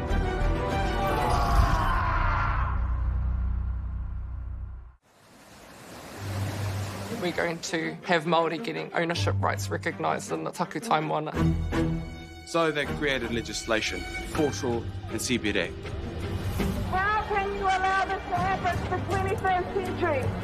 What it is the same old faces, the Ken Mears, the Hauaa families, the haters and wreckers. It's about time we started looking to a new future. What you can do in 50,000 turn up. Okay. Let's go then, eh?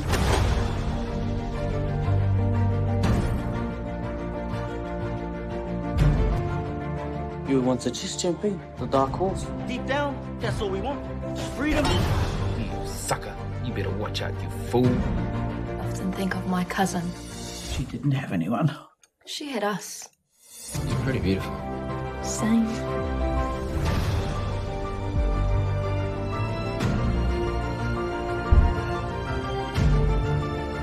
going to get you back, Mata. I promise. Kiriata no Aotearoa, ki whakaata Māori me Māori Plus.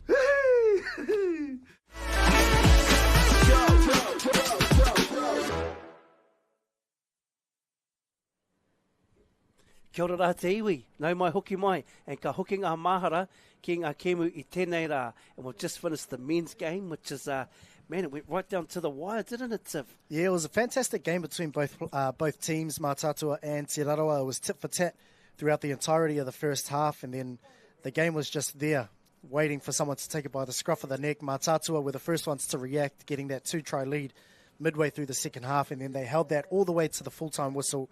Te Rarawa getting a consolation try at the end, but fantastic game between two teams. Yeah, and here we have, just as ka hoki ngā mahara, so we kicked off the live stream with a beautiful game this morning. Ngaati Hine taking on Ngaati Porou, and it's the first time Ngaati Porou have had a men's team, definitely playing here in Rotorua, and Ngaati Hine just sort of pulled away with that one. And then after that, Tainui played Te Arawa at Tainui, stacked with a lot of, I guess, familiar names, and they won that comfortable also. And then we went to this game, which was probably the highlight of the morning. We had Te Ati Haunui a Pāpārangi, they're down in Taranaki Whanganui, taking on Waitākere. And both teams pretty much scored late in the first half and late in the second half, and they both had to share the chocolates on that one. And then the fourth game, just before, we had Kai Paramanawa, Te Raki Paewhenua, also a team with a lot of household names, took on to Tauranga Nui a Kiwa, and it's great to see them here all the way from Gisborne with a Māori team. And then Tiff took over for the afternoon. Yeah, we had some great youth action in there. Queensland Māori and ngā hauā o Wainuiomata really showing their wares and coming away with comfortable wins there in their afternoon games. Maniapoto and Tauranga Moana was a really close one. Tauranga Moana managing to score with only a few minutes left to get the win there. And then, as we've just seen, we wrapped up with Mataatua coming away with a 4-3 win over Te Rarawa to register their first win of the afternoon. Yeah, nice stuff. And obviously with probably the energetic game that we both got to watch, a few names that you remember from that one, Tiff? From that last one, it was definitely great to see the young Thompson boys, both sort of 14, 15 years old, getting a taste of open men's action. And speaking of open men's action, we opened that Popo. Yes, that's right. Mouth-watering game tomorrow morning. Waitākere taking on a Tauranga Moana. So make sure you stream and sharpen early for that one. And ko te kēmu e whai ake nei, just waiting for these visuals to come up. And it's the under-17 Tamatani, Te Matawa Maui. That's Nui Bartlett country, taking on Tauranga Nui a Kiwa. Yeah, and then followed by Pakeke Hanumi, my apologies, at 11:40, the semi-final there. And we'll see who can progress to the grand final to come later in the day before the afternoon session hits. And then we're very sport. The games after that are on linear, which are going straight directly to Whakaata Māori. So you can turn off the YouTube, or you can keep it on. Actually, it's streamed there if you're overseas, but you can turn on your TV and watch all five finals. Tai Tamatane, 17 boys, and then we've got the open women's, the 21 mixed, the open mixed, and the open men's final. So kick back, relax, and watch some a Māori touch coming at you. No reire e te iwi, kia taumai na manakitanga, ki runga ki tēnā o tātou, kia mahia te hua mai kihiki, kia toi te kupu, toi te mana, toi te tiriti o Waitangi, ka tūturu a whiti whakamaua kia tīna, haumi e hui e, taiki e.